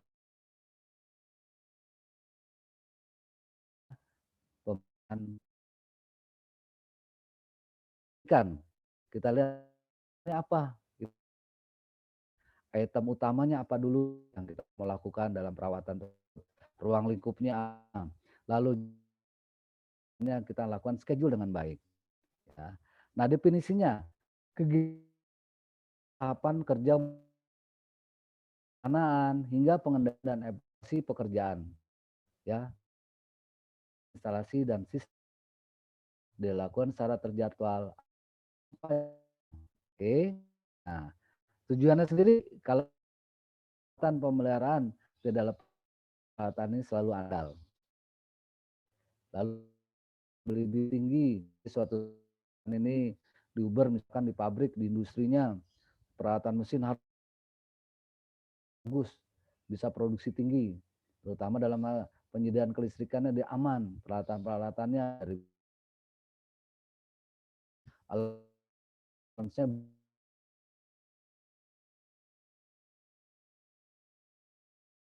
34 perawatan yang baik. Lalu kita lakukan waktu pemeliharaan downtime yang efektif. Lalu tidak lepas dari biaya cost, efisiensi dan ekonomis. Ya, jangan kita melakukan pemeliharaan tapi kita dengan beli barang yang ya istilahnya seperti ya untuk pelengkapnya dan harga tinggi. Nggak boleh. Kita lihat dari sistem cost-nya apa efisiensinya. Lalu aman, safe bagi manusia dan juga lingkungan. Oke. Nah, daripada item utamanya sendiri, sistem pemeliharaan harus direncanakan dengan baik. Ya, makanya dibikin macam teamwork-nya. Biasanya kalau di industri diawali dengan namanya POA, planning organisasinya, lalu controlling dan actualing. Ya, POAC-nya dan controllingnya atau actualing untuk kedepannya. Lalu setelah itu, setelah terbentuk dari POAC ini dilibatkan dari beberapa unsur divisi, baik divisi produksi, maintenance selaku yang melaksanakan, lalu divisi accounting keuangan tidak lepas daripada biaya, divisi gudangnya yang untuk selaku penyimpan barang, dia tidak mau akan dipakainya 5 tahun lagi, 10 tahun tapi udah ditumpuk di gudangnya juga pusing juga. Lalu dilibatkan juga dari sistem yang umumnya, ya semua divisi dilibatkan. Nah disebut adalah terbentuknya POAC. Setelah itu untuk pelaksanaan di lapangan adalah PDCA, Plan Do Check Action. Ya, oke. Nah, saya lanjut lagi, tidak lepas dari item utamanya adalah memakai bahan atau peralatan sesuai standar. Ya, jangan asal beli kemahalan segala macam, disesuaikan aja yang memang sifatnya umum untuk bahan-bahan atau peralatan. Ya, kalau memang peralatan itu harus sistemnya adalah kita belinya adalah inden, ya diatur berapa bulan barang itu harus tiba dan setelah tiba dibuat schedule-nya dengan tibanya barang tersebut.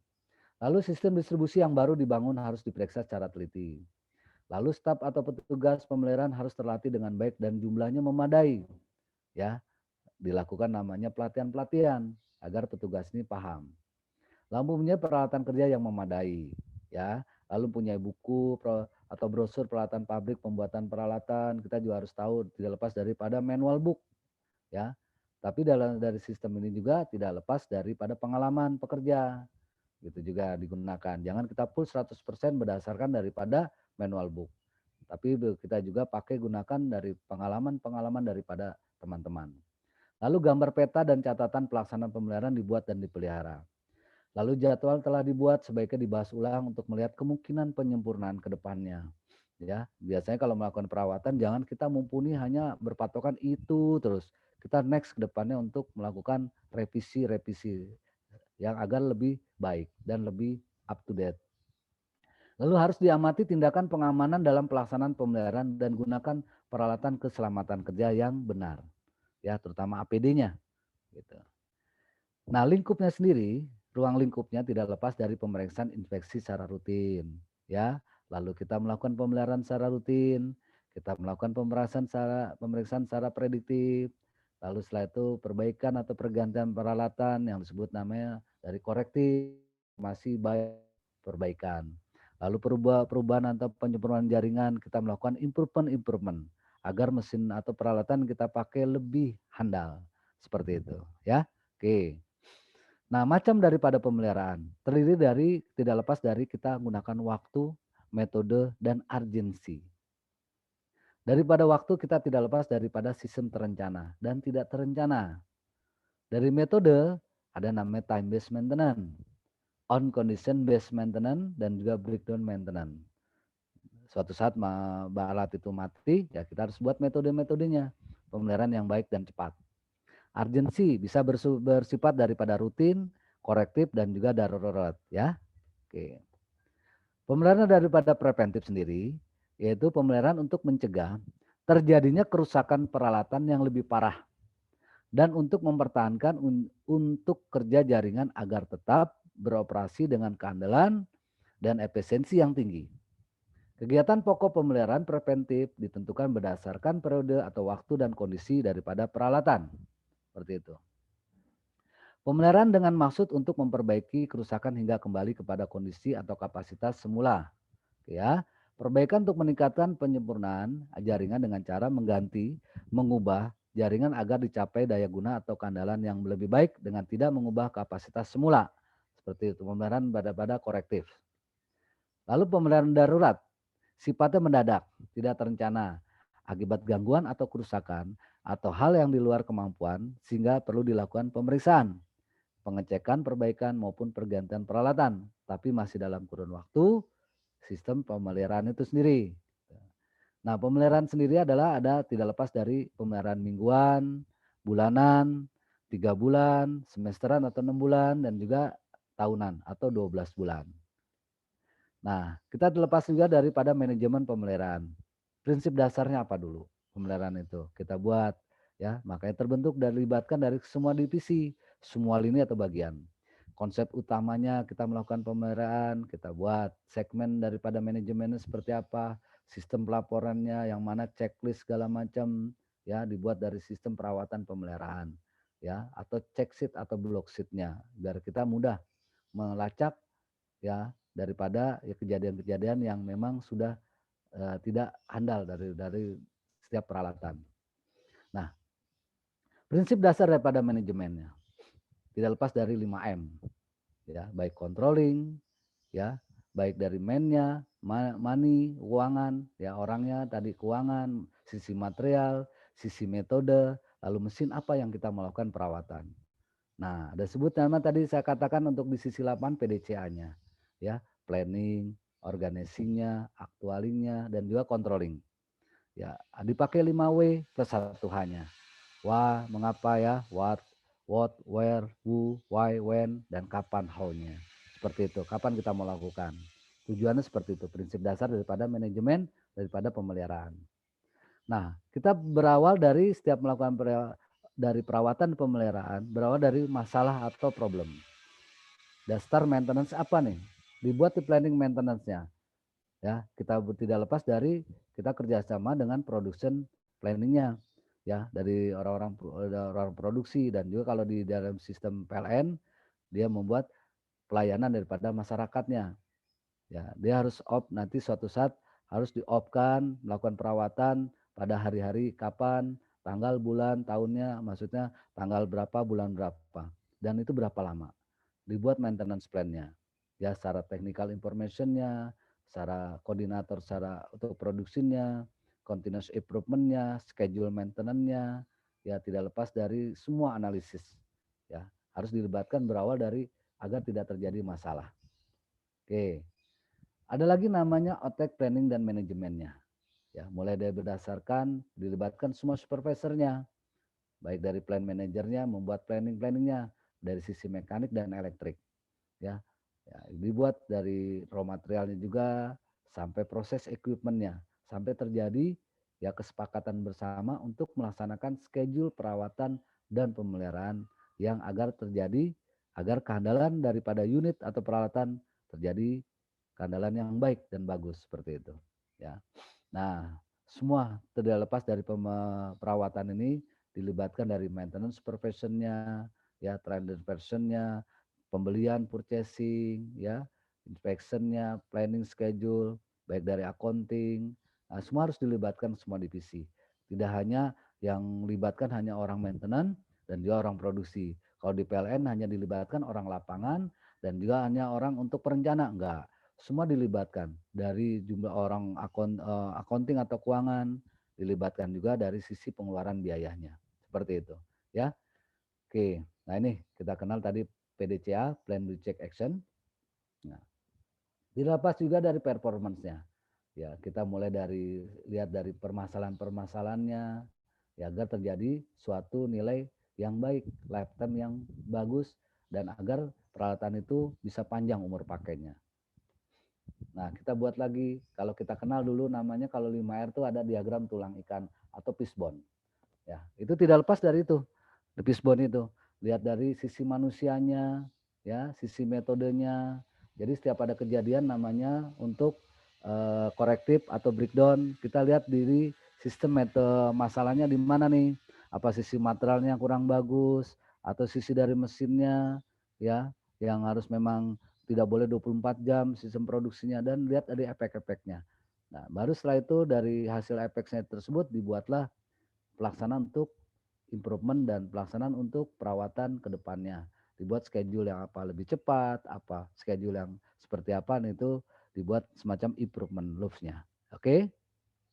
Nah, segmentasi daripada manajemennya dilihat dari fungsinya dulu. Nah, kalau kita bicara distribusi, ya fungsinya apa, sifatnya, kita buat terencana dan tidak terencana, tindakannya apa, ada preventif, ada prediktif, ada kita buat rutin periodik waktunya, lihat juga dari jenis pemeriksaan peralatannya apa yang kita prediktifkan, lalu kita lihat metodenya, dan lihat terakhir ada tolak ukurnya, ya. Nah, kalau di PLN itu ada disebut namanya tolak ukur yang terakhir adalah SAIPI, SAIDI, ROA dan lain-lain. Nah, itu dari sistem daripada tolak ukur untuk performance dan kehandalan daripada setiap jaringan distribusi. Nah, kalau di tempat teman-teman kan biasanya dari terakhir dari sistem performance-nya yang dibuat untuk kehandalan daripada unit-unit mesin produksi. Ya, oke. Itu ada namanya sifat khusus, ada tidak tindak periodik, ya, bersifat juga dari jenis force major-nya, penggeseran aset, bongkar rampung, ya, metodenya apakah ganti baru, dibuat metode-metode yang benar-benar aman dan baik untuk dari sistem permesinan. Oke. Nah, pelaporan daripada pemeliharaan, kejadian perlu dilaporkan dari sifat pemadaman karena gangguan atau direncanakan, jumlah pelanggan yang padam kalau kita bicara distribusi ya, sebab pemadaman, KW yang tersalurkan, lalu pemakaian material untuk mengatasi gangguan. Lalu dibuat lagi namanya prosedur, ya, pengamanan dalam pekerjaan pada instalasi tegangan tinggi, pelaksanaan penyelesaian pekerjaan pemeliharaan dan pengoperasian kembali. Lalu masuk lagi pelaporan pemeliharaan, fungsi pelaporan, ya menilai unjuk kerja jaringan, ya mulai dari rayon, mengetahui kondisi jaringan, memperkirakan kebutuhan material dan biaya pemeliharaan, lalu tentukan tindakan untuk memperbaiki agar kualitas dan keandalan jaringan lebih up to date, lebih bagus gitu ya. Nah, kita lihat pelaksanaan pemeliharaan, kebutuhan peralatan, pelaksanaan PDKB, pekerja dalam keadaan bertegangan. Yang disebut PDKB gitu, pekerja dalam keadaan bertegangan dan non PDKB. Lalu pemeliharaan SUTM, saluran udara tegangan menengah, saluran kabel tegangan menengah, SKTM, dan transformator. Lalu pemeliharaan gardu SUTR, sambungan udara tegangan rendah, dan sambungan pelanggan. Kita lihat juga dari kebutuhan dan juga peralatan pemeliharaan. Nah, kebutuhannya tidak lepas dari peralatan-peralatan yang kita mau pakai apa aja nih.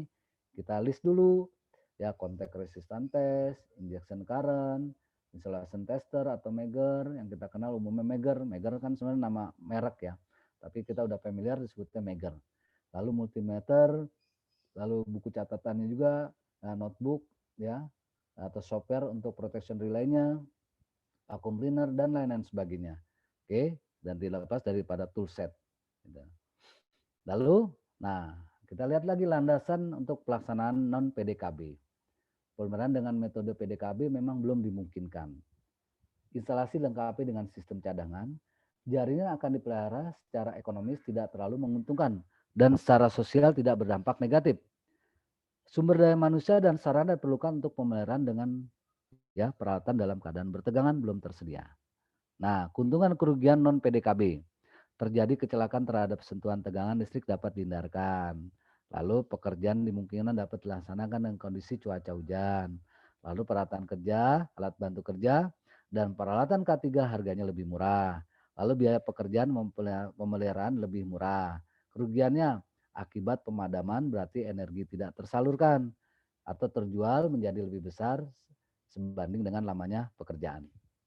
Nah, pelaksanaan PDKB, nah persyaratannya sendiri, pelaksanaan pekerja harus punya kompetensi yang dibutuhkan. Ya, harus benar dalam keadaan bertegangan. Ya, petugas untuk pembebasan tegangan harus mempunyai surat tugas dari atasan berwenang. Perlengkapan listrik dikerjakan harus bebas dari tegangan. Sarana pemutus sirkuit dipasang rambu peringatan. Melaksanakan pemeriksaan tegangan untuk memastikan keadaan bebas tegangan. Perlengkapan listrik yang dikerjakan harus dibumikan secara baik. Mengunci peralatan yang mungkin dapat dimasukkan atau dikeluarkan. Lalu bagian perlengkapan yang telah dibebaskan dari tegangan dan akan dibuang, sisa muatan listrik harus diperiksa secara teliti. Nah, ada lagi pelaksanaan daripada PDKB. Petugas atau pelaksana pekerja mempunyai kompetensi yang dibutuhkan, memiliki surat izin kerja, keadaan sehat, ya, tidak mengantuk, tidak dalam keadaan mabuk, bekerja harus berdiri pada tempat yang berisolasi dan andal, pergunakan perkakas yang berisolasi dan andal, lalu menggunakan perlengkapan badan yang sesuai atau body harness yang sesuai.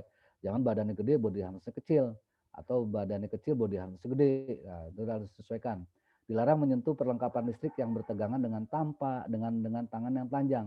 Makanya gunakan karet khusus, karet kelistrikan, sarung tangan karetnya. Ya, keadaan cuaca tidak mendung atau hujan. Ya, dilarang bekerja di ruang dengan bahaya kebakaran atau ledakan, lembab dan sangat panas. Nah ini ya gambar-gambaran seperti ini. Dia harus berhati-hati ya dengan benar dan dia dicek dulu kesehatannya apakah dia darah rendah, kalau dalam posisi dia lagi lemah ya tidak boleh, tidak diizinkan. Gitu. Ini dalam keadaan bertegangan. Nah, ada lagi kalau di dalam pabrik, nah ini keadaan yang tidak bertegangan. Nah, komponen panel kompartemennya kalau di pabrik-pabrik kan ada kubikel ya atau breaker-breakernya switchgear. Nah, seperti ini lakukan. Ya, dibuat semacam list-list perawatannya, dibuat schedule waktunya, ya, pakai grease yang memang grease khusus. Kalau di listrik itu ada namanya grease untuk khusus listriknya. Nah, ini perawatan-perawatan pemeliharaan dilakukan biasanya kalau di gardu-gardu, kalau PLN itu gardu beton. Ya, seperti ini. Ya, lalu digunakan kunci ini dalam keadaan offline. Ya, kunci pakai kunci momen. Ya, pakai standarnya berapa nm-nya. Nah, itu ada setelannya. Nah, lakukan tes uji relay. Ya, semua lakukan tes lagi tunnel insulation. Seperti itu. Nah, skema dari pemeliharaan SUTM, sambungan udara tegangan menengah. Lepas dari tiangnya, traversnya, material daripada distribusi, kawat pengikat dan klem penjepit, konduktor, andongan dan jarak aman, pengujian tahanan isolasi saluran dan lain sebagainya. Nah itu salah satunya konfigurasi perlu daripada pemeliharaan kondisinya seperti ini. Ini banyak yang melakukan yang namanya sifatnya adalah agar tidak terjadi breakdown. Banyak pas dicek di lapangan, oh seperti ini. Ini harus segera melakukan pemeliharaan atau terjadi corrective maintenance. Nah ini perlu namanya pemeliharaan. Nah CO, fuse cathode-nya ya segera diganti ya. Nah kios bandengan ayo diganti katanya gitu kalau di PLN gitu. Dia biasanya melakukan foto, setelah dipoto dibuat lingkaran, di bawahnya tulis ya cut out-nya bendengan ayo diganti. Ya, segera orang-orang lapangan segera melakukan tindakan namanya corrective maintenance. Oke. Nah, ini juga salah satunya isolator yang sudah retak, pecah, kotor segala macam. Salah satu gambarannya seperti ini. Nah, kemudian dengan namanya termograf. Termograf akan dilihat. Nah, kalau di pembangkit biasanya menggunakan namanya PD, partial discharge.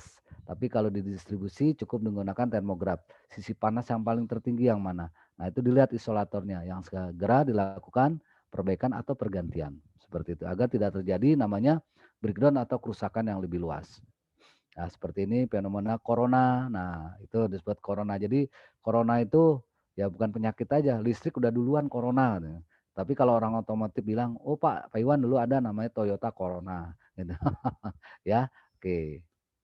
Nah, dari pelaksanaan pemilihan sendiri SUTM, kita tidak lepas dari komponen kawat pengantarnya.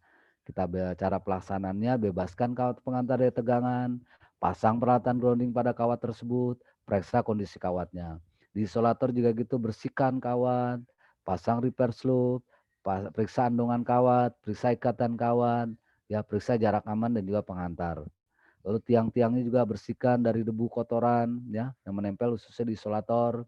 Periksa apakah ada yang cacat. Nah, dibuat semacam urut-urutan atau list-list seperti ini.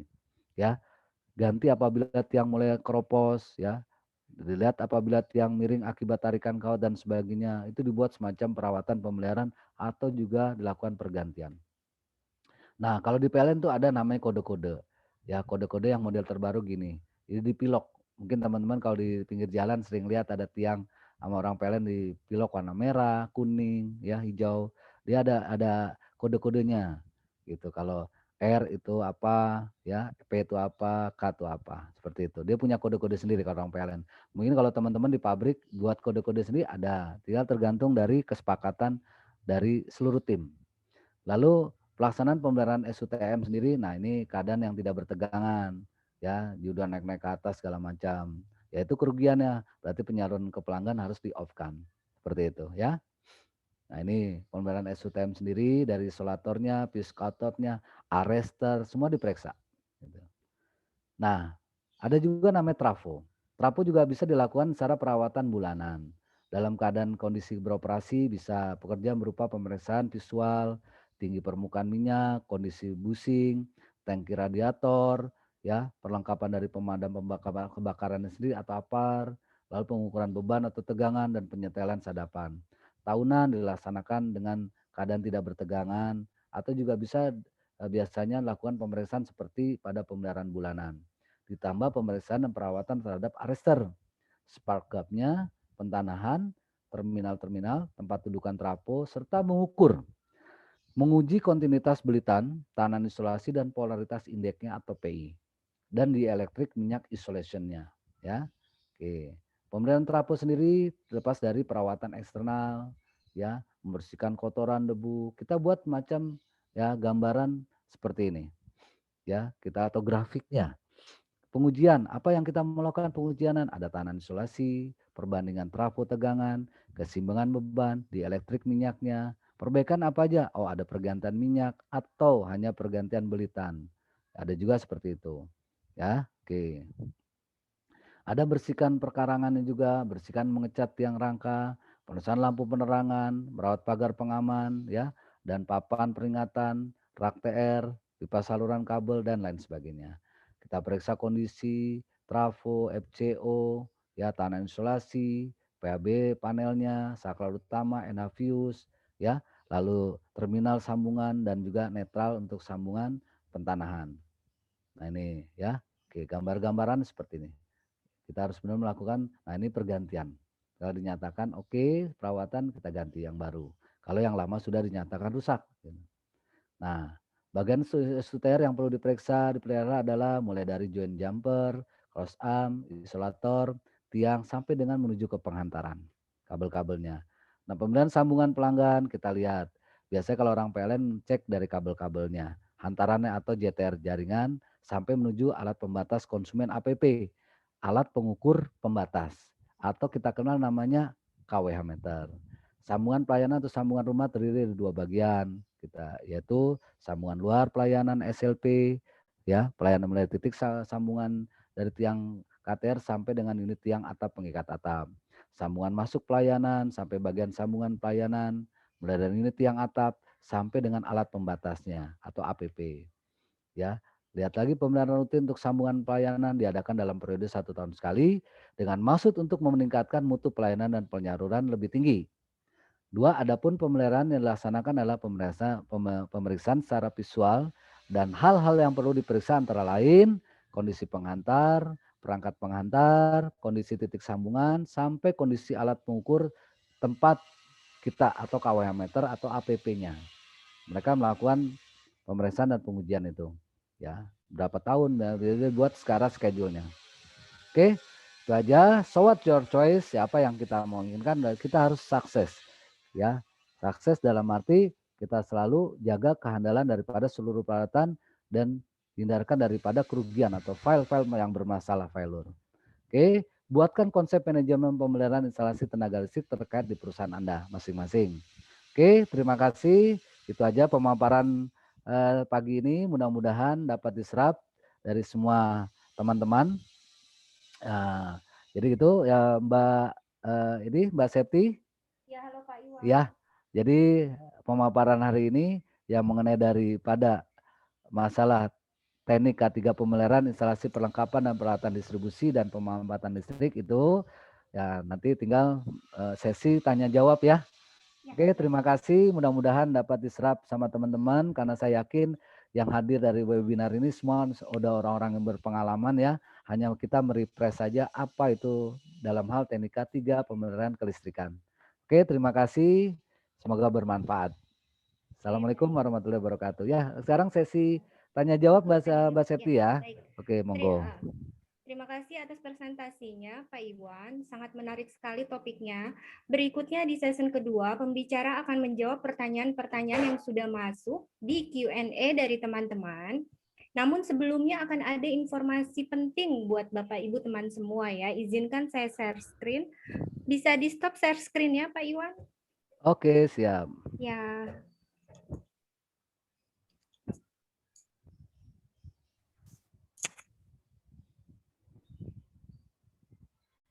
Oke, baik. Media Tama juga mengadakan online training sertifikasi Kemnaker RI, yaitu ahli K3 umum. Untuk Aprilnya kita sudah sold out ya. Untuk Mei dan Juni insya Allah kami akan running. Kemudian ada auditor SMK 3 dari ahli K3 umum, Bapak Ibu bisa lanjutkan nih di sertifikasi Kemnakernya yaitu auditor SMK 3. Pada bulan Mei dan Juni kita akan running, untuk Aprilnya pun sudah sold out. Kemudian ahli K3 listrik. Di sini kita akan running di bulan Mei dan Juni, nanti akan ketemu dengan timnya Pak Hamid, begitu juga akan ketemu dengan Pak Iwan ya, Pak Iwan ya. Ya, siap. Oke, baik. Selanjutnya ada teknisi K3 listrik yang akan running pula di Mei dan Juni. Kemudian konstruksi, SPV Pranca,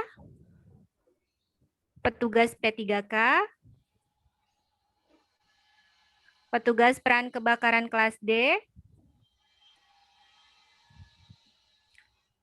Oke, jika ada yang ingin informasi detail untuk pelatihan sertifikasi Kemnaker RI-nya ataupun BNSP-nya atau in-house-nya, bisa hubungi Media Tama di 021-2254-5432 ataupun bisa hubungi saya di kontak personal saya 0856 15 12 824 dan juga jangan lupa ya untuk follow IG-nya Media Tama @mediatama.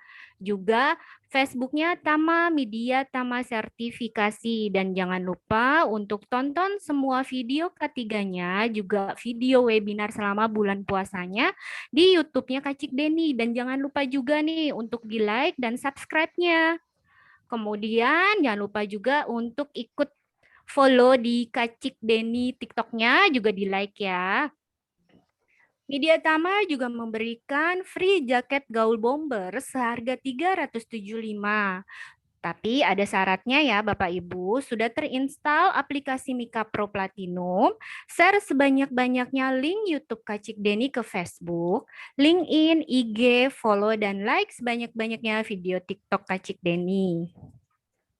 Setiap minggu kita akan tentukan pemenangnya. Oke, ini dia ya, jaket gaul pilot Bombers Media Tama. Jaketnya praktisi K3 Indonesia.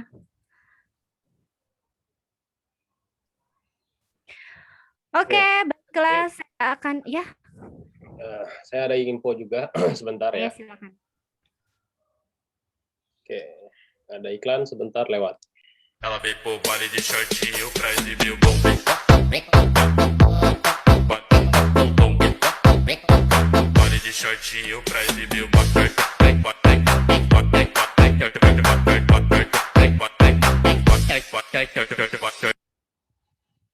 Oke, Bapak Ibu semua, Media Tama ada TikTok-nya, silakan di-follow TikTok-nya Deni. Ini ya.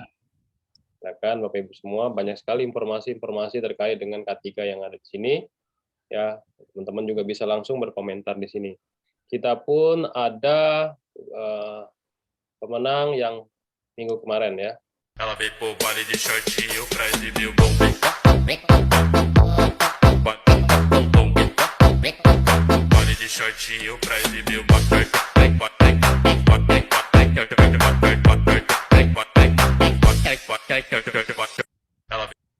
Oke, itu aja. Silakan Mbak Septi dilanjutkan. Baiklah, saya akan pilih pertanyaan yang relevan dengan topik hari ini ya. Bagi pertanyaan yang tidak sesuai dengan topik hari ini akan kami hold dulu ya, mohon maaf. Pertanyaan pertama nih yang sudah masuk dari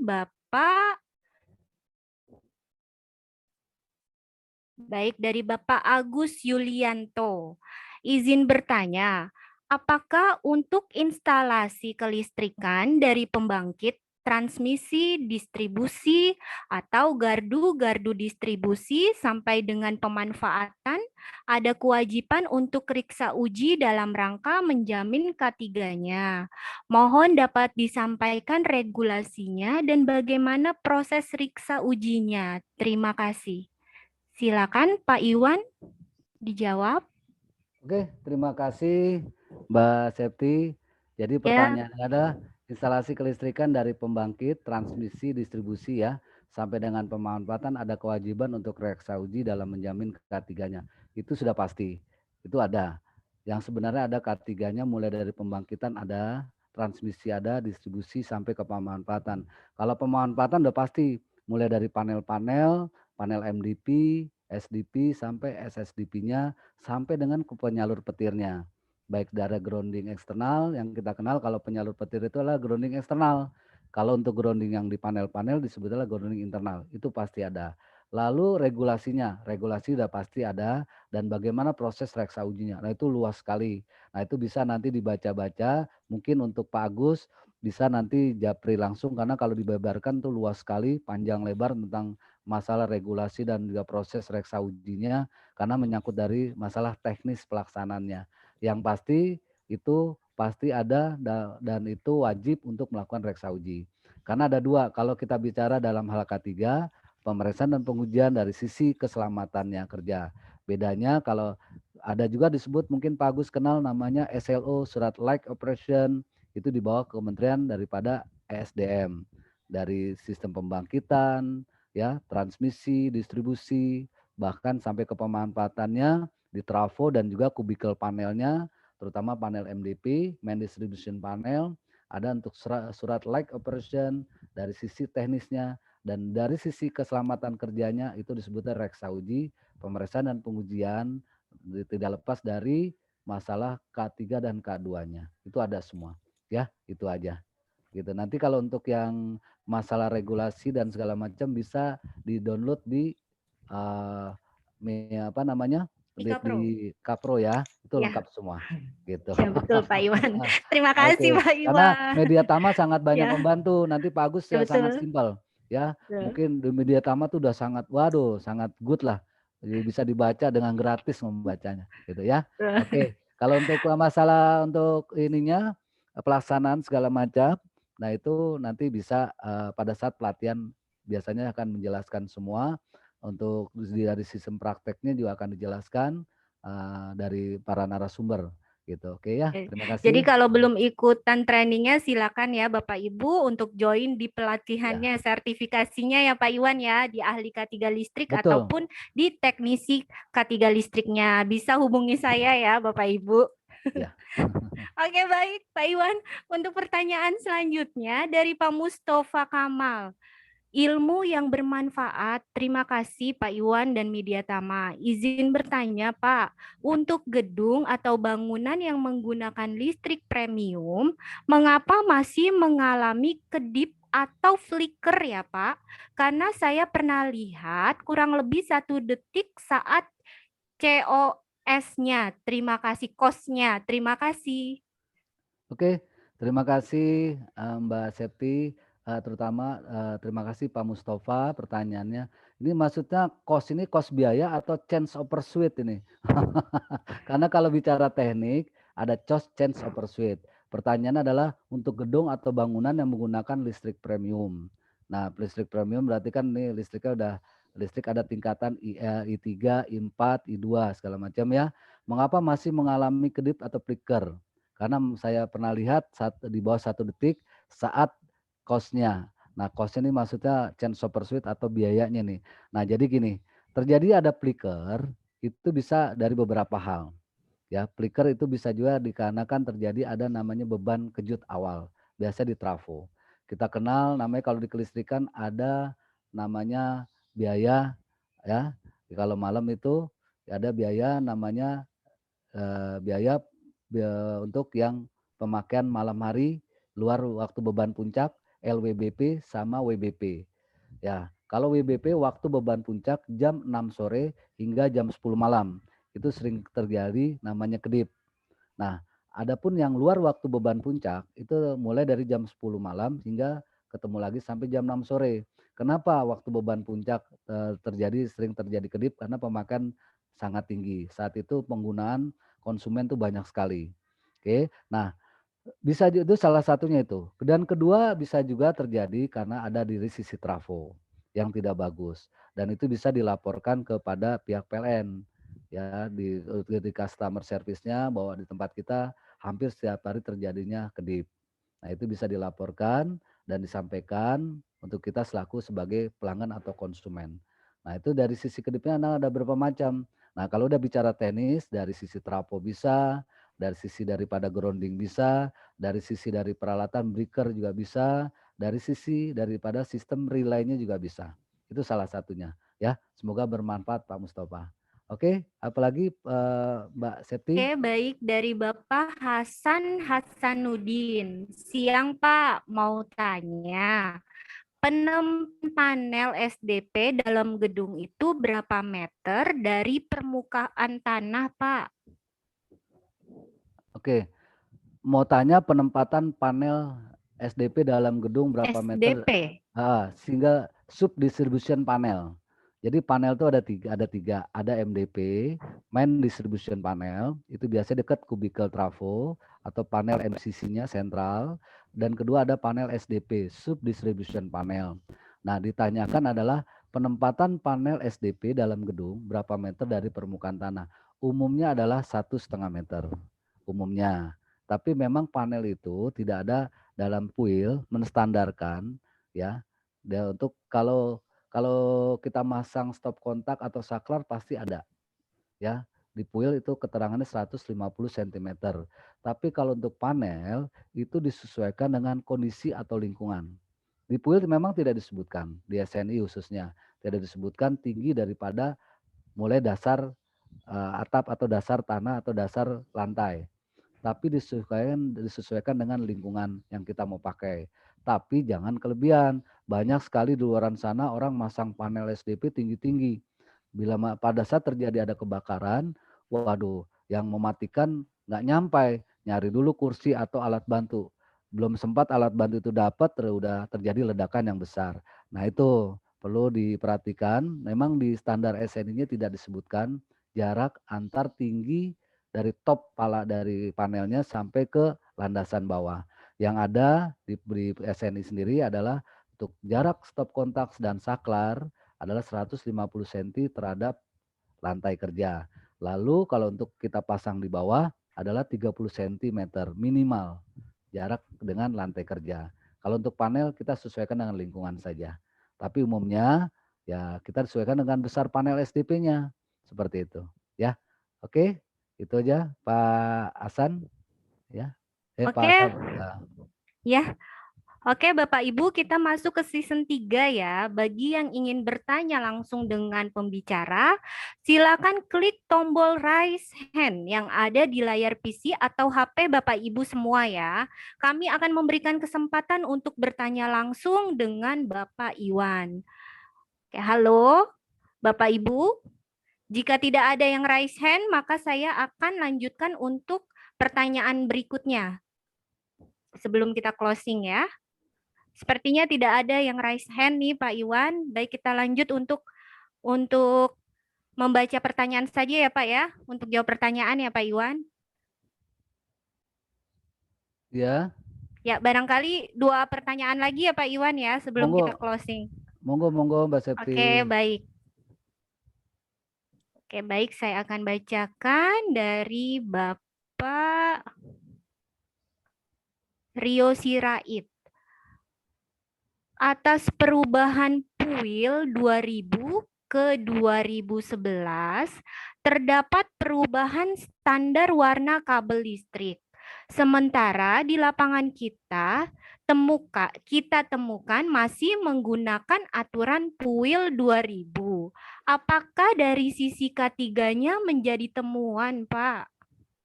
Oke, terima kasih Pak Rio Sirait ya.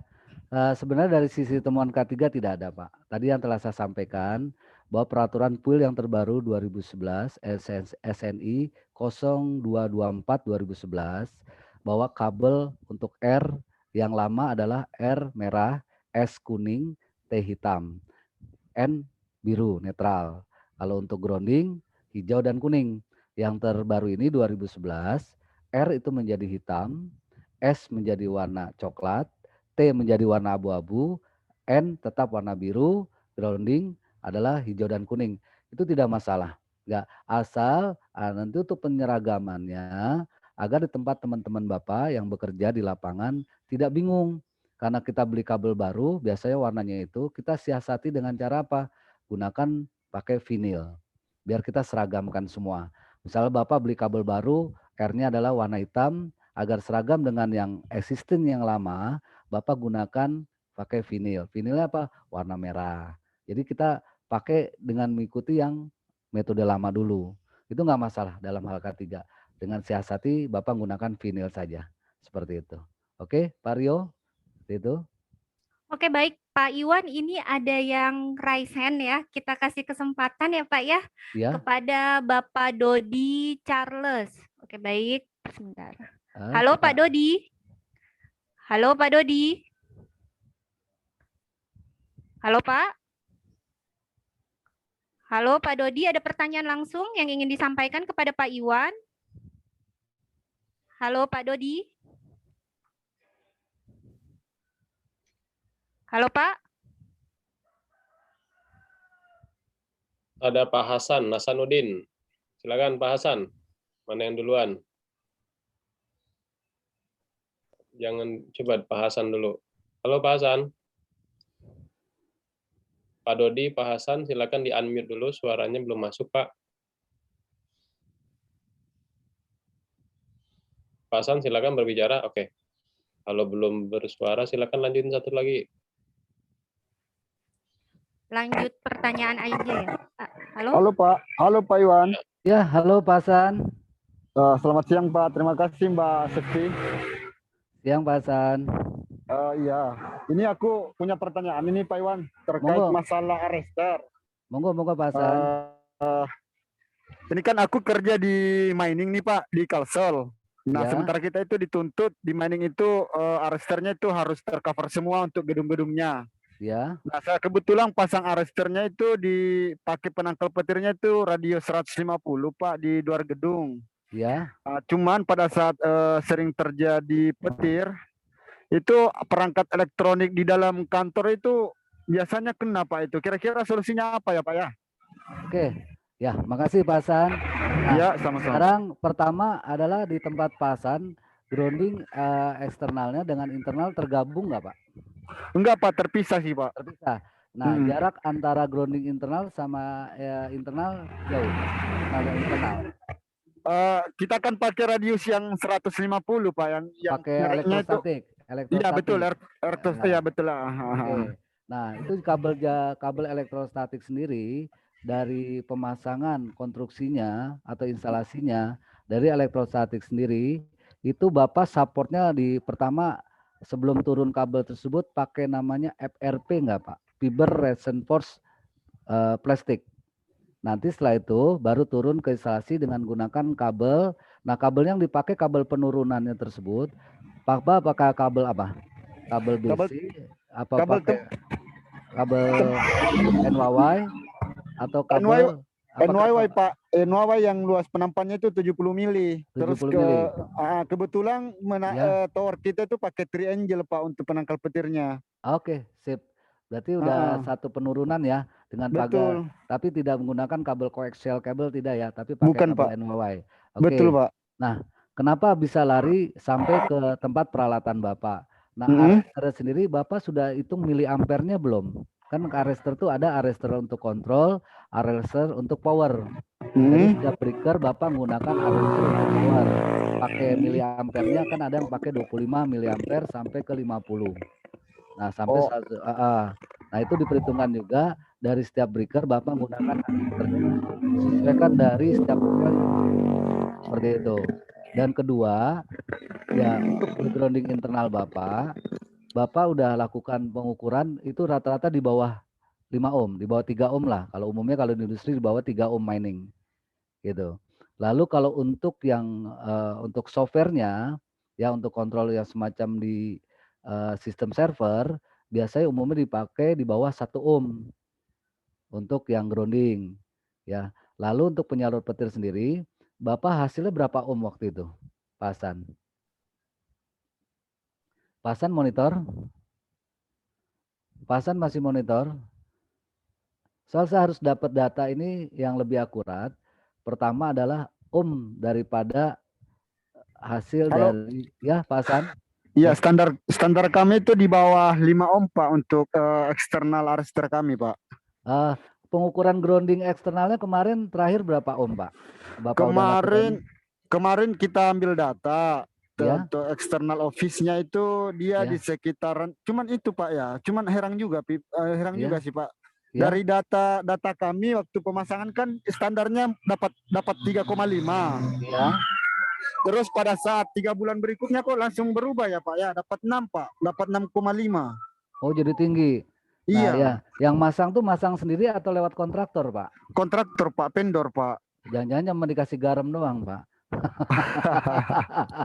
Jadi hilang. Jadi pemasangan di bawah itu pertama dari lihat struktur. Nah Bapak masangnya pakai yang tunggal, apa yang model untuk plat atau yang model mesh? Saya pakai yang ini Pak, stick ini yang stick tunggal ya. Iya, stick tunggal dengan diameter 3/8. Betul Pak. 3/8,5 ini ya. Oke, yang itu panjang 4 meter. Ya, itu wajib dulu. Nah, itu Bapak pertama lagi lihat kedalamannya dulu. Ya, kedalaman. Nah, ditarik dulu. Nah, Bapak nanti dipakai namanya semen bentonit terdahulu, Pak. Oke lah, itu karena sudah terpasang. Nah, sebaiknya lah memang harus di bawah 5 ohm. Standar dari Permenaker ya. Nah, Permenaker daripada untuk yang masalah penyalur petir. Gitu. Nah, itu harus di bawah 5 ohm. Kalau ternyata di atas 5 ohm, Nah, itu harus dipindahkan lagi atau Bapak dibikin sistem paralel, berarti bikin ngebor baru lagi pasan gitu. Nah, itu yang terutama. Pertama adalah nilai grounding harus wajib di bawah 5 ohm. Kedua, untuk arrestor sendiri, Bapak arrestor harus terpisah. Ada nama arrestor power dan arrestor control. Itu dibedakan, terutama di mining. Di mining kebanyakan sistem kontrol. Arrestornya benar-benar groundingnya tidak boleh digabung dengan grounding eksternal. Dia grounding tersendiri. Seperti itu Pak Hasan langkah-langkahnya sih sebenarnya. Kalau sampai terjadi putus elektronikanya, tidak memutus arrestor, berarti sistem instalasinya. Nah, saya harus perhatikan, lihat gambaran instalasinya. Mungkin nanti Pak Hasan bisa japri saya langsung, nanti saya bisa bantu dari sistem gambaran Mi- instalasinya. Bisa Minta Pak Hasan. nomornya Pak Iwan, minta nomornya Pak. Oh, ada itu Pak di materi yang saya sampaikan. Nanti Bapak bisa kontak ke Bu Septi, ya. Oke. Gitu. Ya. Gitu Pak Oke, Hasan. baik Pak. Cukup jelas Pak Hasan? Itu. Halo Ya. Mbak Septi? Ya, halo. Ya, Halo Pak Iwan. ya, Baik, satu lagi kita kasih kesempatan kepada Pak Dodi Charles ya Pak ya. ya, monggo. Ya, baik. Halo Pak Dodi Charles. Halo Pak.